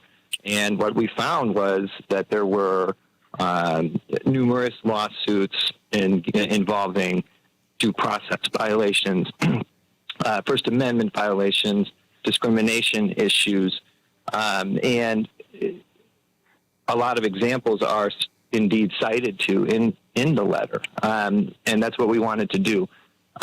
In contrast, Brandon Johnson's campaign and his promises are basically the opposite of that. So when you look at all the facts and what we could see that was, documented in court papers and in other places, we concluded that for all those reasons, Brandon Johnson is the one that should lead this city, and we need people to get out there and vote to make sure that happens. That's really important. It's one of those things that is so fundamental to our rights and maintaining them that hopefully everybody will get out and get their vote in before April 4th.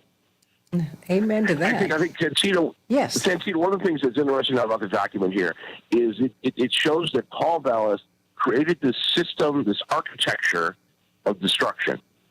And he created this system in Chicago, which then created this legacy of really ruining the Chicago public schools, and then went down to New Orleans and replicated it. Went to Philadelphia and replicated it. And he's done this where, his view on education is education's opportunity not to educate, but to make money and make education a profit-driven instead of a passion-driven organization. What did you find? Yes, No, please go on, please. Oh, I think this is, responsive to what you're about to ask, if I can read minds. But going off of what Kevin just said, one of the big things that Paul Vallis is an advocate for is privatization of our public education, our public schools. And there are so many problems with that, legally speaking, and for other reasons. And some of those examples that we cited to in the letter are the direct result of the privatization efforts that take money that could be used to fund schools, make them to improve the schools, and waste it on administrative fees and other things that just go into the pockets of these operators. But other consequences include more rampant violations of disabled students' rights, students who need special education programs, and charter schools. These privatized public schools expel those types of students at a higher rate than normal public schools because they want to try to keep their test scores higher, and they just don't want people who have who need more attention to be there because it makes it harder to get have that average. So they dump them back out into other schools who have less funding because of the money that's being put into these administrative fees, and that's what happened in New Orleans. That's what happened in Chicago. It led to millions of dollars being paid out to defend cases brought by those students and the parents. And it's a waste. It's just a huge waste of taxpayer money, and it's not right for our children. I could go on and on. No, but in this document, you do go on, but not on and on. I mean, these are the facts. You talk about securing resources for violence prevention, eliminating the gang database, a just housing ordinance. I mean, as we've lost between 250, 300,000 African Americans from Chicago, and it's happening to black people now. It's going to happen to brown people in a minute, and it's going to be poor white people next. I mean, the cities are going to be the sole spaces of the affluent. You talk about providing legal representation to immigrants. I mean, you go through a whole lot, and you also you painstakingly look at his record with respect to civil rights and how he has fired so many black women. I mean, G. Flint Taylor, talk to us about what's in this document. What else is in this document? Well, as you mentioned, violence prevention. That was and has been an important aspect of dealing with, quote, crime and dealing with the problems in the community. And that funding for violence prevention has been cut off and been shut down. And that is a very important aspect of dealing with crime and dealing with the problems in the communities. And Brandon Johnson is talking about revitalizing violence prevention programs. And I think that's very important. And I've had clients who have come out of the penitentiary and have worked on violence prevention in the organizations that they once were part of.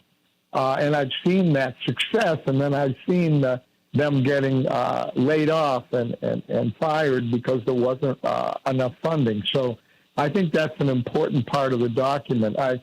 I'm not in education per se, but I really support what Patrick is saying and what this document says about education and fighting against the proliferation of charter schools, which Paul Vallis is a poster boy for. And and for all the reasons that Patrick has said and are also included in the document, that's another really important reason to resist Paul Vallis and to fight very hard against his campaign for mayor, because we're really going to have another Daley administration, but we're going to have a Daley administration that is in some ways more virulent even than, and I hesitate to say that, having lived and fought against the Daley administrations since I've been a lawyer. But here we go again. Deja vu all over again. But this time it has an even more overt racial and racist tinge to it. So I think it's very important to fight against and to raise these issues. Well, you drive home the point in this document that Paul Vallis and his supporters are overtly hostile to civil rights and workers' rights and public education. Can you speak to that? Mr. Calloway? Yes. Yeah.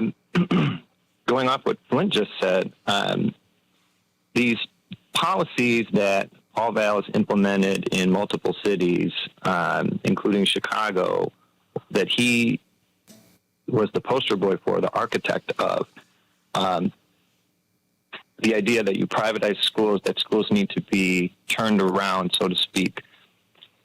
Those types of policies and the implementation of that end up only being utilized in schools that are predominantly black and brown. The students that are black and brown, teachers and paraprofessionals that are black and brown, and it results in either a disparate impact and intentional levels of discrimination and lack of services for those communities. They don't try to do these types of school, quote unquote, school reform efforts in predominantly white communities because,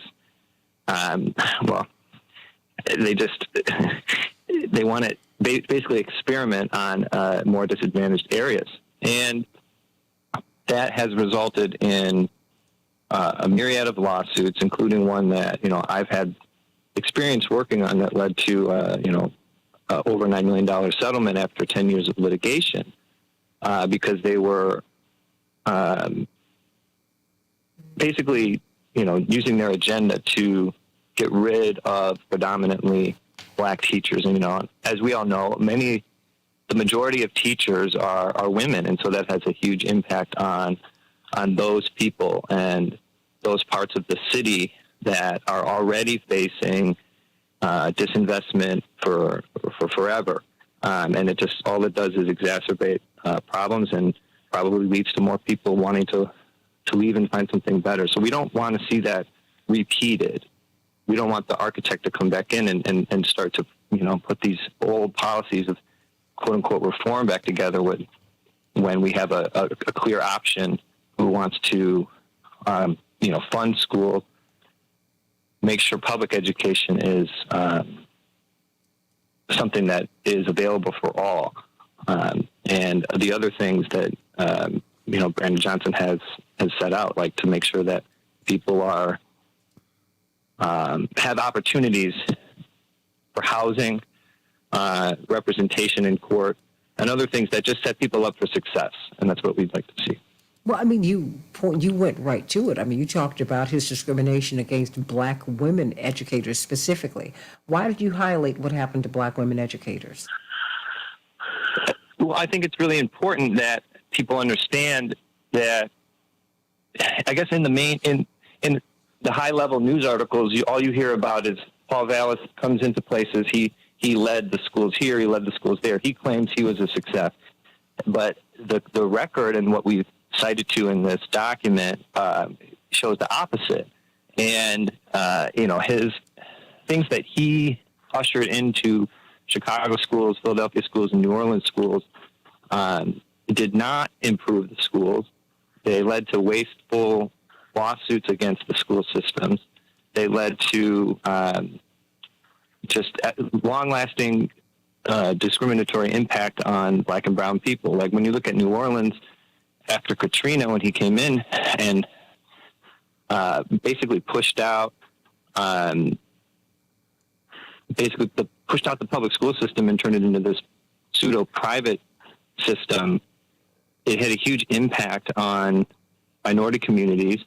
And like I said, students with disabilities are also largely impacted at a greater rate when we have these types of systems in place. And it's the opposite, really, of his message that he comes in and he's going to solve crime problems. He's going to be tough on crime. He's going to somehow make this a safer place to live. But when he was in Philadelphia, the rate of violence in the school system went up 345% during his tenure there. And when he was confronted with that and a huge budget deficit, he was quoted in saying that he had no idea how to fix that. I think that, I have to go back and look at the document, but he blew a gasket when he found out that there was going to be this Philadelphia school budget deficit, and he ended up being ushered out of that job. So, when you dig into the details, this image of being a leader and a problem solver really doesn't turn out to be what the facts show his record is. And you need to come out and vote for Brandon. Santita, yes, Attorney Taylor. Yes. Kevin. Yes, Kevin. If your listeners want to see the document we're talking about, they can visit tinyurl, that's tinyurl.com/lawyers endorse. Once again, tinyurl.com/lawyers url.com/lawyers endorse, and you can see the document in its entirety at that location. Okay, I'm going to put it up on the Santita Jackson and Friends page, and I'll also put it on my Twitter at Santita J, because Kevin, this is very detailed, and Attorney Taylor, Attorney Carolyn, you all touch upon areas that no one's talking about. The 7,000 teachers who were fired in New Orleans. The thousands upon thousands upon thousands of teachers who were fired here in Chicago. Indeed, Dwight McKee, this is something that you've been drilling down on for quite some time. You said, boy, he unplugged really a big chunk of the black middle class. Dwight McKee? Yeah, because it's a sharecropping system.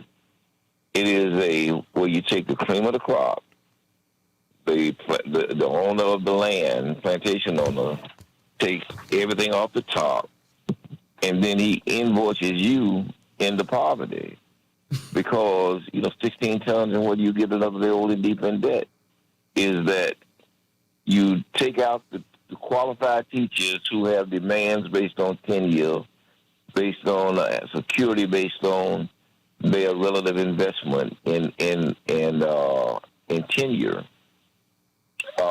You justify taking them out the system because you close the schools because you've taken the best of the students, transfer them to a few selected schools, watch the test scores go down in the other schools, and then close those schools based on the fact that the test scores have gone down. Then you privatize that, bring in young students, many of whom just gotten out of college, young teachers just gotten out of college, who are seeking to get their debt forgiven, which is, they see it as a segue into the public square, into, ultimately into private business. And so they only want to come in 3 or 4 years to work off their student debt. And so they don't have the same kind of leverage that the union teachers have. So you can pay them little of nothing and give them no real benefits. And it becomes a profit-making enterprise.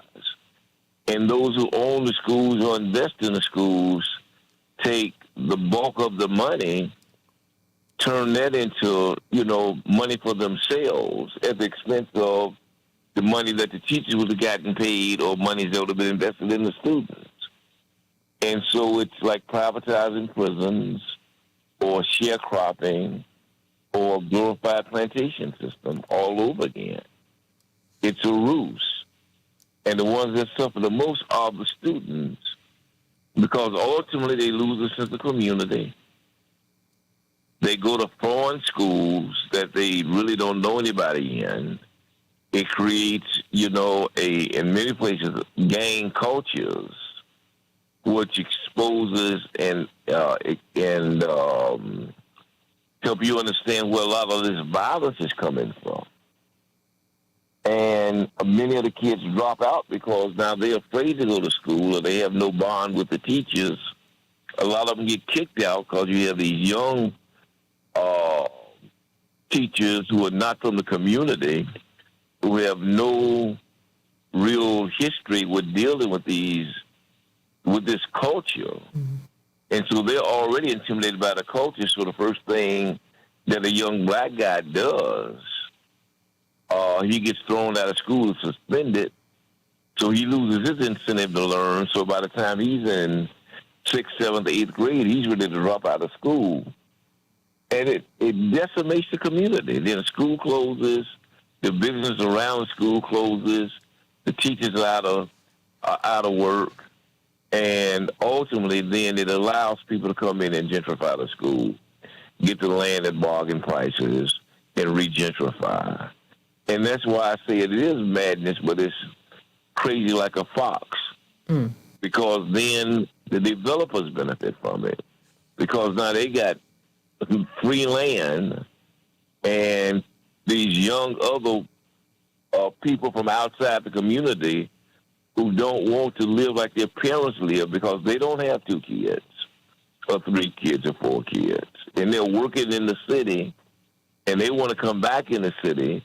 So now you got these huge opportunities for these developers come in with virtually no investment, buy these houses, develop these houses, and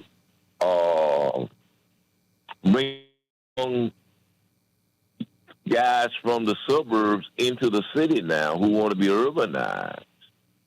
And the property taxes and the rent become unbearable for those who have lived there for generations. Well, stay right there, Dwight, because they address that in this document, the Just Housing Ordinance. Because I have to tell you, Dwight, and let me direct this to you, Attorney Taylor, and to you, Attorney Cowland. Let me start with you, Attorney Taylor. There is this pushback. I have heard many people, black folks, say, he's in the back pocket of the CTU. And I'm like, but this guy's in the back pocket of the FOP. Do you understand what that means? Well, that's not what he said. I said, oh, okay, I got you. All right, I got it. He has a relationship with them, and it's a working relationship. I think just put all that on the table, and then you can make a decision. But I think this, when we're looking at what losing affordable housing is costing us. I mean, most Americans increasingly, and the numbers are increasing all the time, Attorney Taylor, you work a wage job in the city, you cannot afford to rent an apartment in the city. And it has been the Chicago Teachers Union, it has been unions, but specifically that one, they have looked at just housing and just things that would make our lives better, Attorney Taylor. I've got 2 minutes. I agree. Yes, it's obviously an important reason to support Brandon Johnson, and he should wear proudly his connection to the CTU, because the CTU has fought for things beyond just teachers' rights and benefits for teachers, but has made demands that impact the entire community in which they work.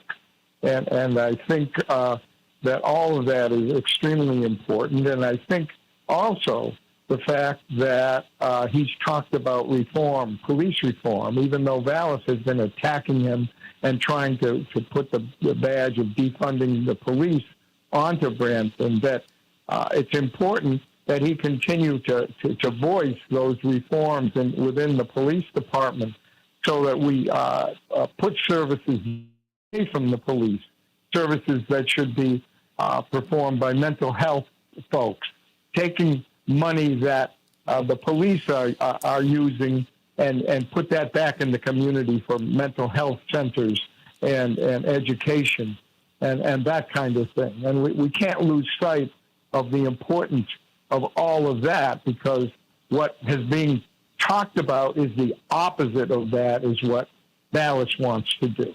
He wants to make the rich richer. He wants to make the young white folks richer at the expense of people of color who have lived here and who have gone to the schools here and supported the services here for generations. Can you stay with me for a couple more minutes after we get off the air? Because the audience has grown and grown and grown on Facebook and on YouTube. And I just want you to just eliminating the gang database and securing resources for violence prevention. You said that the children in Philadelphia were not protected from violence under his, while on his watch. I just want people to hear more about this. And of course, tinyurl.com. I said / Kevin, lawyers backslash lawyers endorse, tinyurl.com /lawyers endorse. I'm going to put it up just very, very shortly, but we want to talk with these brilliant lawyers, Attorney Patrick Cowland, Attorney G. Flint Taylor, about what these lawyers have come together and legal workers have come together to do.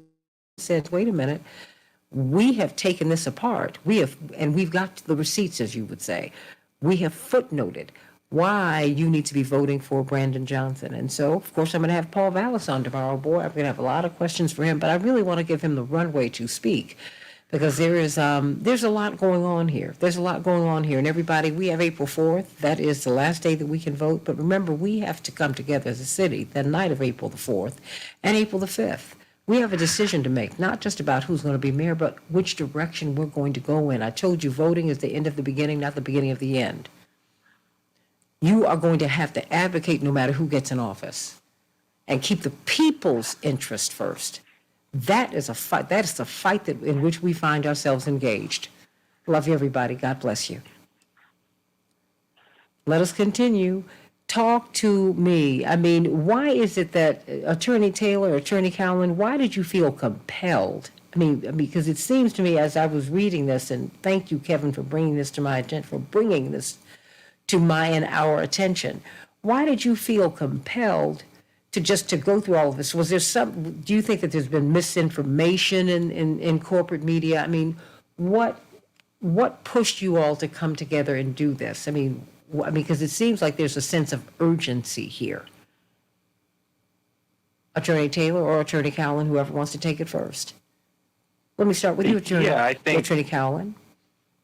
I think there is a level of glossing over Paul Vallis's record that happens in the bigger publications, and people aren't getting all the facts. So we wanted to go into all the facts about and the specifics about the types of policies and actions that he took as a leader of schools in 3 or 4 different parts of the country, and in other roles. So that's what we did, and it was not just one person or anything. It was a group of people who felt compelled to figure something out. And if there was nothing there, there'd be nothing there. But there was things that we felt we needed to report on and cite to and make aware to the wider public before they decide who they're going to cast their vote for.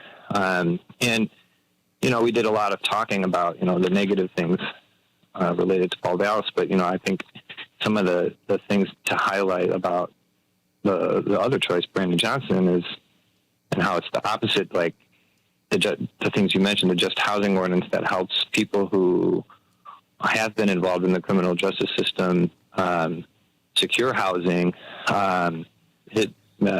Johnson's support for that type of thing, legal representation to immigrants who are involved in the criminal justice system so they can actually get the due process that they're should be entitled to under our Constitution.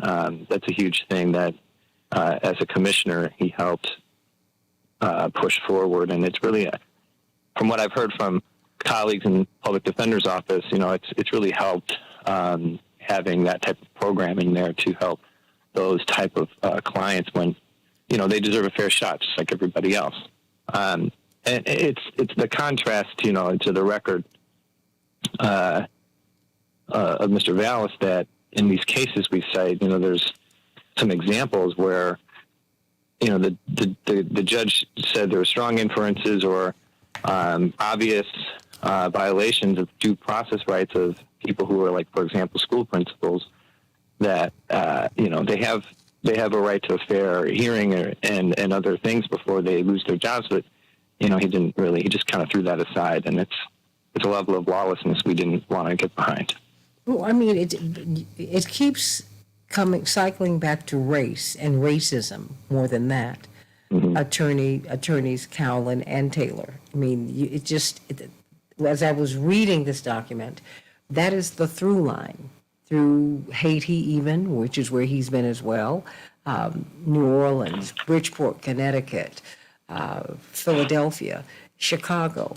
You keep it, without saying it overtly. I mean, you said no. Race and racism, classism, are very much a through line in his career. Can you explain that, Attorney Taylor?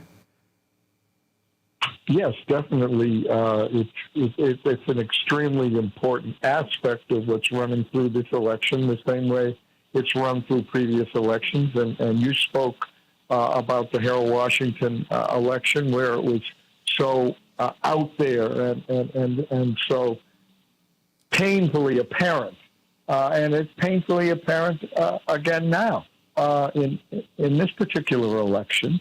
And you asked what brought this all together, and what brought me to this. And I'm not a major proponent of electoral politics, as you probably know. But to see all of the lawyers that I respect and do the kinds of work in the broad sense of fighting for civil rights and human rights and against racism and white supremacy, seeing all of them come together and reaching out to me and saying, can you bring what your experience is and your particular expertise is to this battle. I felt honored and privileged and energized to do that. And I think a lot of the lawyers and legal workers and paralegals who signed the document feel the same way. None of us are experts in all of the different points that are brought together on this document. But we know enough specifically about certain topics and generally about all of them to, they say, fingers form a fist.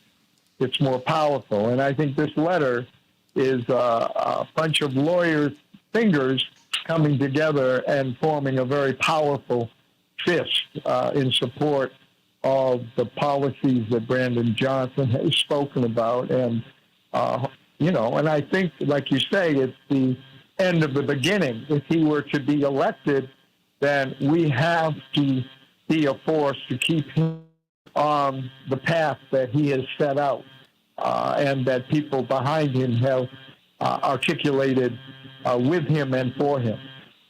Because if you don't do that, then they become, no matter who the politician is, empty promises.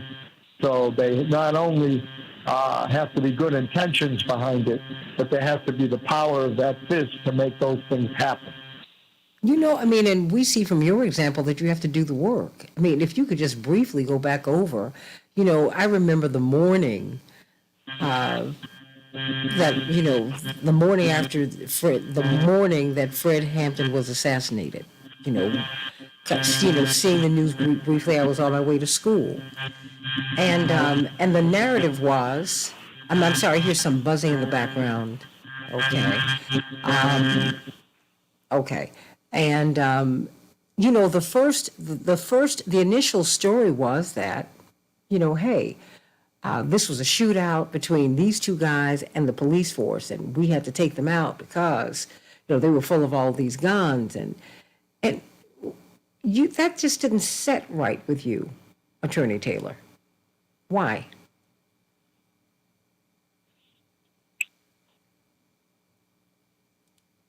Attorney Taylor, you still there? Ooh. Well, Dwight McKee? Is anyone still there? Well, I tell you what. Yeah. Oh, okay. Dwight McKee, Attorney Taylor went over to... I'm still here, okay, too. Please, because I want you to... Sorry. No, because I want you to share. Because, as much as we can get this history from you and Dwight and Attorney Cowlin and Kevin Lampe and the lived experience of you, Aaron, you got to put it out here. But, the official narrative, the initial narrative, you just didn't believe. Why not? Well, I was there, as you mentioned. We got a call from lawyers that we worked with at the People's Law Office that our client, Fred Hampton, had been murdered, and that the apartment was open, and that we should come. And we all did, and we all were struck with and forever given that history and the reality of what in fact did happen. And that apartment stood as a testament to it, that this was no shootout, that all the bullet holes were going in one direction, that the bed where Fred was sleeping was blood-soaked. That all of that told us instantaneously that the narrative was false. But just because the narrative was false, it was powerful, and it was being promoted by the most powerful men in the city. And so it was a struggle over not only hours and days and weeks, along, of course, with the Panthers and people in the community, the voices that were rising in the community, to change that narrative. And in a way, we're looking at that again now, aren't we? There's a narrative. Vallis and all of his people who have very powerful forces, particularly in the Tribune and in the right wing and corporate media, to put forth a false narrative about who he is and what he's done. But the fight back, and a little piece, hopefully more than just a little piece of that fight back, is this document and the fact that lawyers who know what time it is and what time it has been with regard to all of this are coming forward and saying, hey, wait a minute, what about this point? What about that point? What about this reality of what he really did in all these places where he hopscotched across the country, basically destroying public schools to the degree that he was able to do it. Everybody, you've got to see this, securing resources for violence prevention, and that is something that Brandon Johnson has been talking about, that treatment, not trauma. I mean, treatment over trauma. I mean, the fact is, he's never said defund the police. Attorney Cowlin, Attorney Taylor, Kevin, Aaron, Dwight, he never said that, ever. Well, the ones that need the most treatment in some instances are the policemen themselves. True. They have the highest suicide rate almost of any profession. They have a higher suicide rate than the gangbangers. The gangbangers may kill each other, but the policemen kill themselves. And so part of the need for treatment, psychological treatment, really is as need by the police themselves. So they should be welcoming that part of his proposal. And they also should welcome taking away the kinds of things that they're not skilled in dealing with. Domestic violence, for example. I mean, what we're seeing in our work is half of the people that they kill and maim and beat are people who are having mental crises. They're people who need to be dealt with in ways other than force and reaction. There needs to be de-escalation. And in fact, I understand whether that Brandon is being branded with the concept of defunding the police, but in reality, that concept needs to be considered, and that concept of the bloated budget that the police department has to do all the kinds of things that they shouldn't be doing. And that money could be better spent other places. Personally, and I'm not speaking on behalf of the campaign here, but I believe that's really important. And to the degree that Brandon Johnson is speaking to that, whatever it's called or isn't called, I think is very important. You have to understand the police department has a monitor, and it is to be very kind. It's dragging its feet about the kinds of reforms that it has agreed to make. And so you put Vallis in there, and reform is, I would assume, out the window. And the FOP is in the driver's seat. And that means that, and the history of the FOP is that they've opposed every reform over the last 60 years and every piece of attempted transparency of the police department that has been proposed by any progressive politician. Well, for some of them, the reason they resist that is because that's the only reason they own a police force, is to have a pretext to beat in the main. And so that's really why they join, is because they're at their heart racist. Many of these guys are, and belong to these paramilitary organizations or to the Proud Boys, or to the Ku Klux Klan. And so the reason they join is because it justifies them doing up north in a blue uniform legitimately what they would be doing if they went to south in the white robe and hat. It is no doubt in what they want to do. No doubt. It's amazing the stories that are not getting out, right now, and how this narrative is being crafted. But it's the corporate media, assisting a corporatist. I get it. But we're the ones who have to get out, eliminating the gang database, what that would mean, looking at fair housing, decent housing for every human being. I mean, providing legal assistance to immigrants, all of these things that will make us better. Attorney Taylor and Attorney Cowlin. I mean, all of these things, it will make Chicago what it's supposed to be. You talk about violence and how you want to cut down on violence. How you could not discuss the closings of these schools, and all of the monies that were drained out of each of these communities. Santita, I have no doubt that if Byrd was in the South, he would be a grand wizard of Ku Klux Klan. No doubt. Well, definitely. And, people ask me, was Byrd in the Klan, were the Raiders killed Fred Hampton in the Klan? Basically, as Daryl Cannon, one of the torture survivors, he said, that the torturers were the Klan with a badge. So it really doesn't matter whether they wore a sheet or not. They didn't have to. Yeah, as you pointed out, they were able to do and are able to do the same kinds of things with the power of the state behind them. And so definitely that point is well taken. The database, I mean, that's something that's been fought against, for quite some time, and there was kind of a somewhat of a change that was made, but certainly not to the degree that's necessary in terms of basically just having a Rolodex of all young people of color that may have ever come across, or the police have ever come across.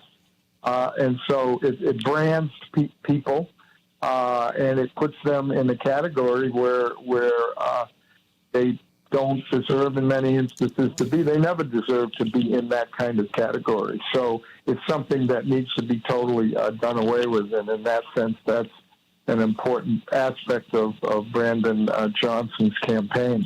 Well, before you go, Daniel Stanton has said, you people all ignore the fact that charter schools are actually public schools. No, we've not done that. We know that they're public schools. They're publicly funded schools, but they're not public. Public schools have everybody in, nobody out.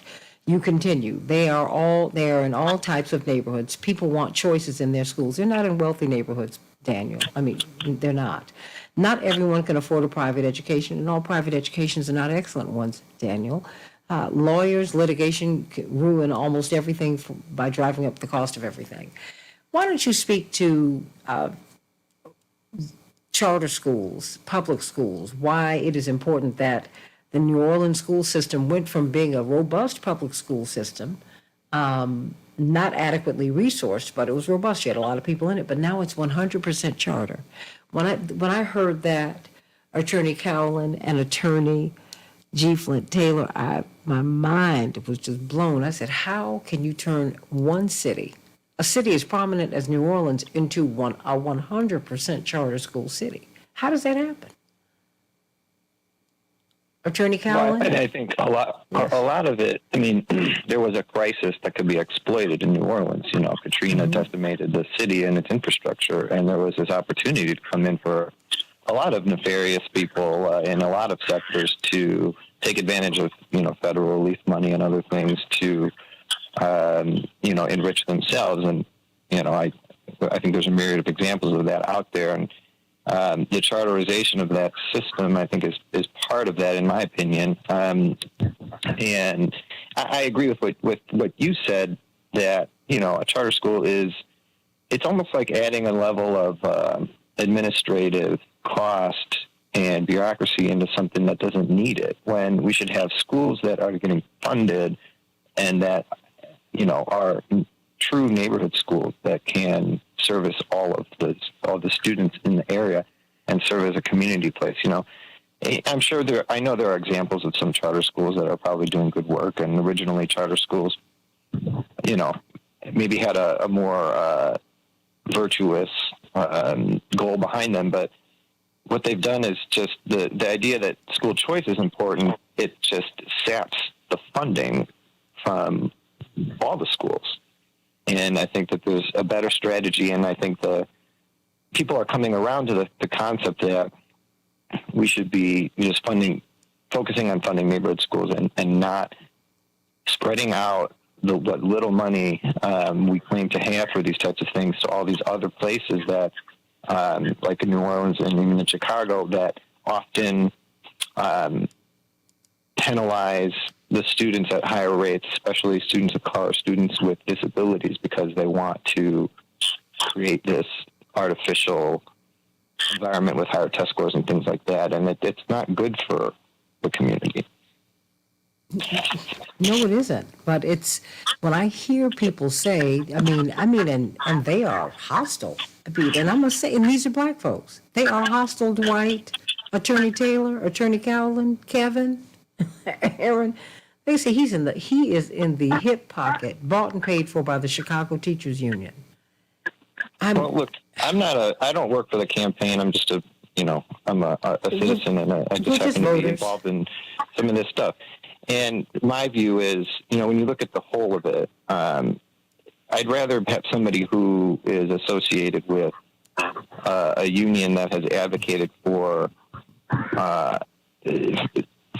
concepts and funding of things that actually are going to help communities and not just help the 1%. And that's fine for me, and I think it's fine for a lot of people that he has an association with the Chicago Teachers Union. I don't think he's in the back pocket of them or anything like that. But anyways, just from our perspective, and the reason we came on here to talk was that there's there's two choices. On one hand, we want to see a leader who's going to enforce due process, enforce workers' rights. My practice in every day has to do with enforcing or protecting workers' rights against discrimination, unfair pay and things like that. And when you look at the record of Paul Vallis, I'm not confident that he's going to be a leader who's going to have an administration that focuses on those types of things to make sure that workers and communities have their rights protected. Whereas, Brandon Johnson's record is the opposite with some of these examples that we've been, just touching on with just housing and providing legal representation to people who need it. It just goes toward the idea that you were talking about earlier about,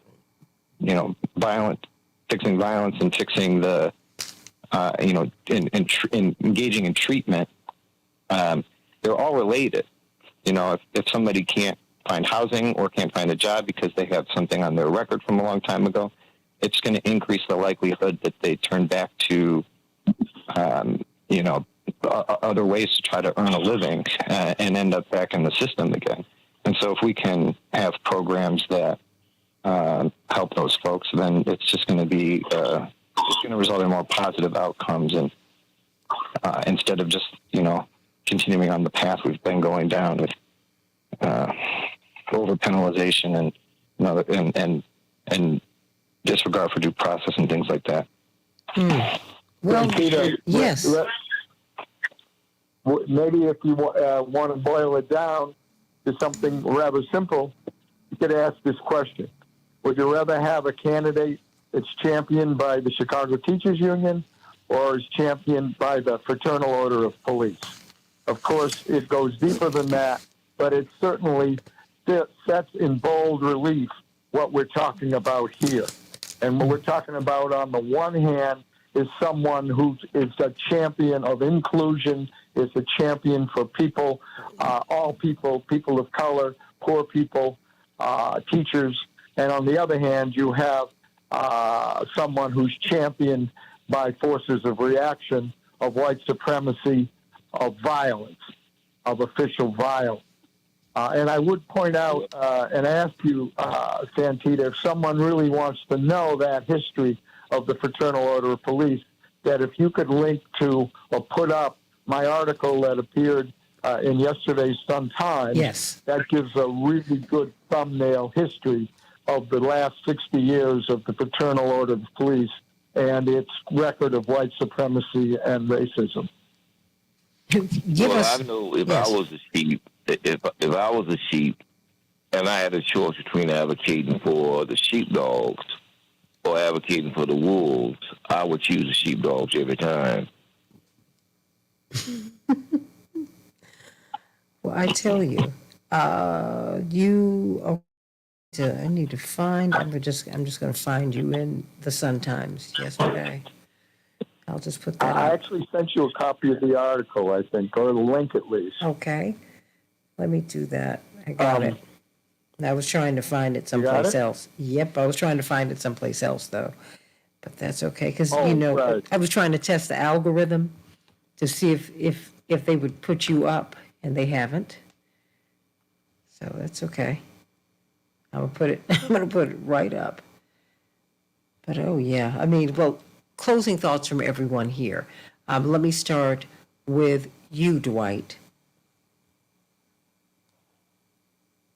I think that this is probably the most important campaign that we've had since Harold Washington.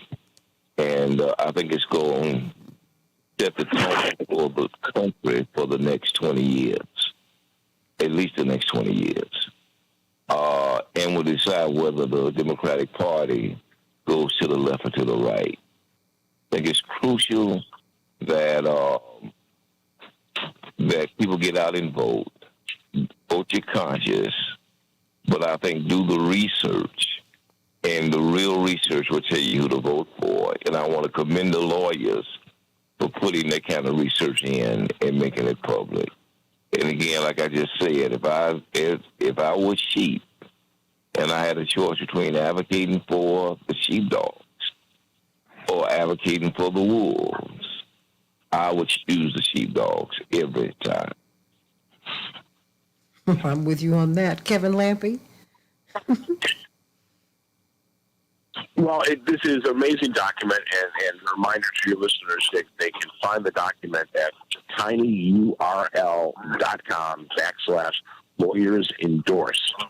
That's tinyurl.com/lawyers-endorse. And they can find the whole document there, and they can see for themselves the fruits of terrific, in-depth research and analysis done by, the list of lawyers on there is, there are legends, there are rising stars, and it is these are the lawyers that are fighting every day for human rights or civil rights, whether it be in the workplace, whether it be in society in general.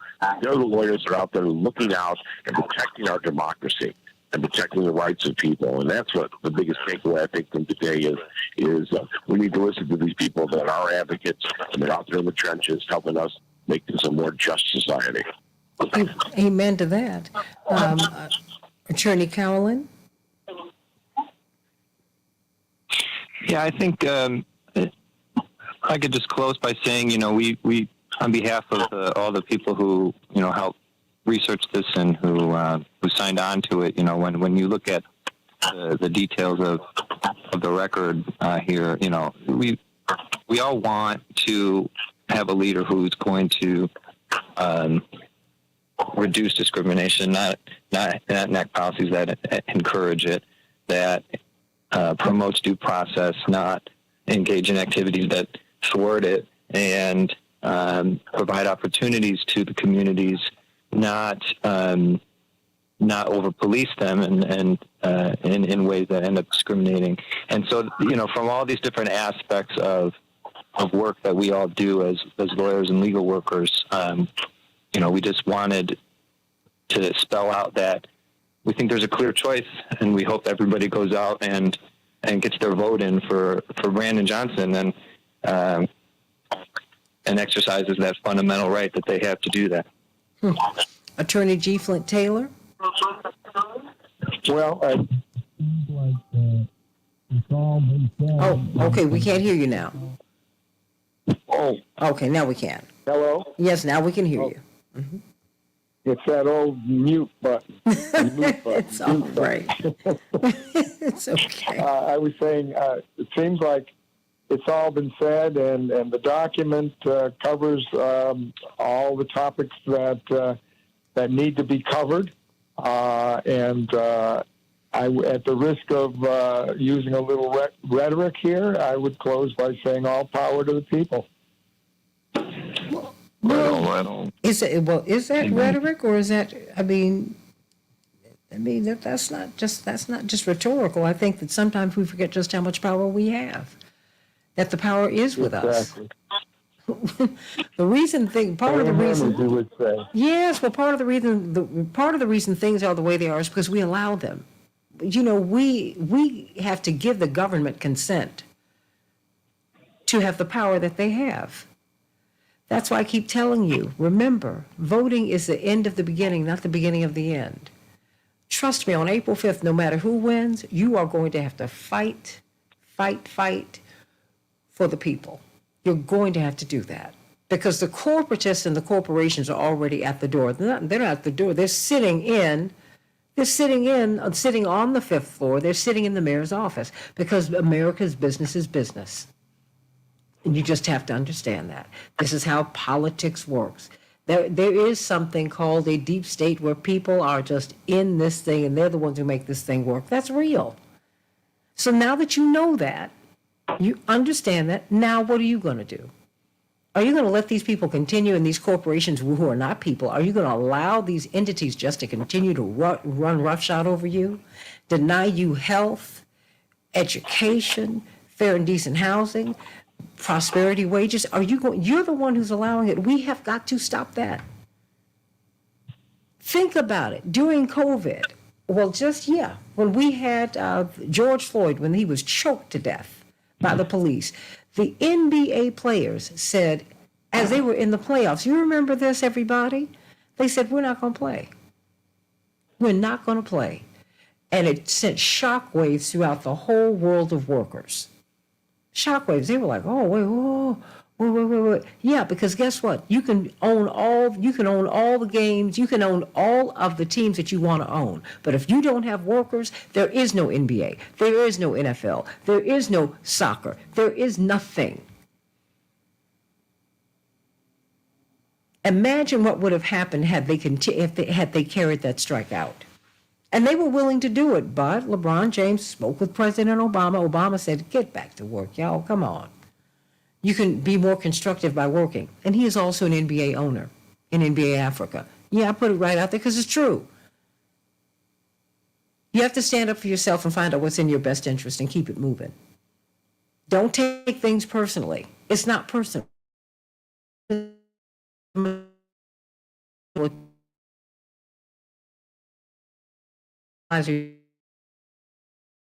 Your business and decide you want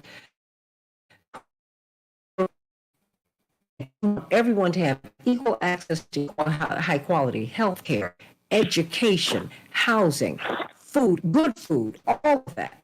If they can bundle a happy meal, fruits and vegetables and protein, they can do that. But we're the ones who are going to have to make that happen. We're the ones who are going to have to decide that we deserve not better, but we deserve to be treated correctly. That's our decision. I love you, everybody. I love you, Attorney Taylor. Thank you for your lifetime of service and work. Thank you, Attorney Cowlin, for your lifetime of work and service. Thank you for hanging in there, just for fighting the fight. Dwight, thank you for your lifetime of service. Aaron, G2 Brown, thank you. Dr. Shanina Knighton, thank you, everybody. And Devin, thank you for delivering a great show. Sending everybody much, much, much love today. God bless you. Get out and vote, everybody. Get out and vote. Get out and vote. Get out and vote. Vote, vote, vote. And everybody is thanking you guys. And so I love you all. Get out and vote. Get out and vote. And then get out and do the work. Do the work. If you want a monarchy, let somebody else do it. Let somebody else own your land. You can own a house in England, but you cannot own the land. Most people in Canada don't own the land, they own their houses. Now, if that's okay for you, that's fine, but I'm an American. That's not cool with me. I don't want that.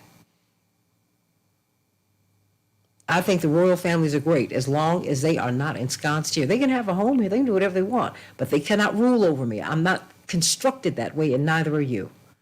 Come on, everybody. Let's grow up in our politics and make this country what truly great.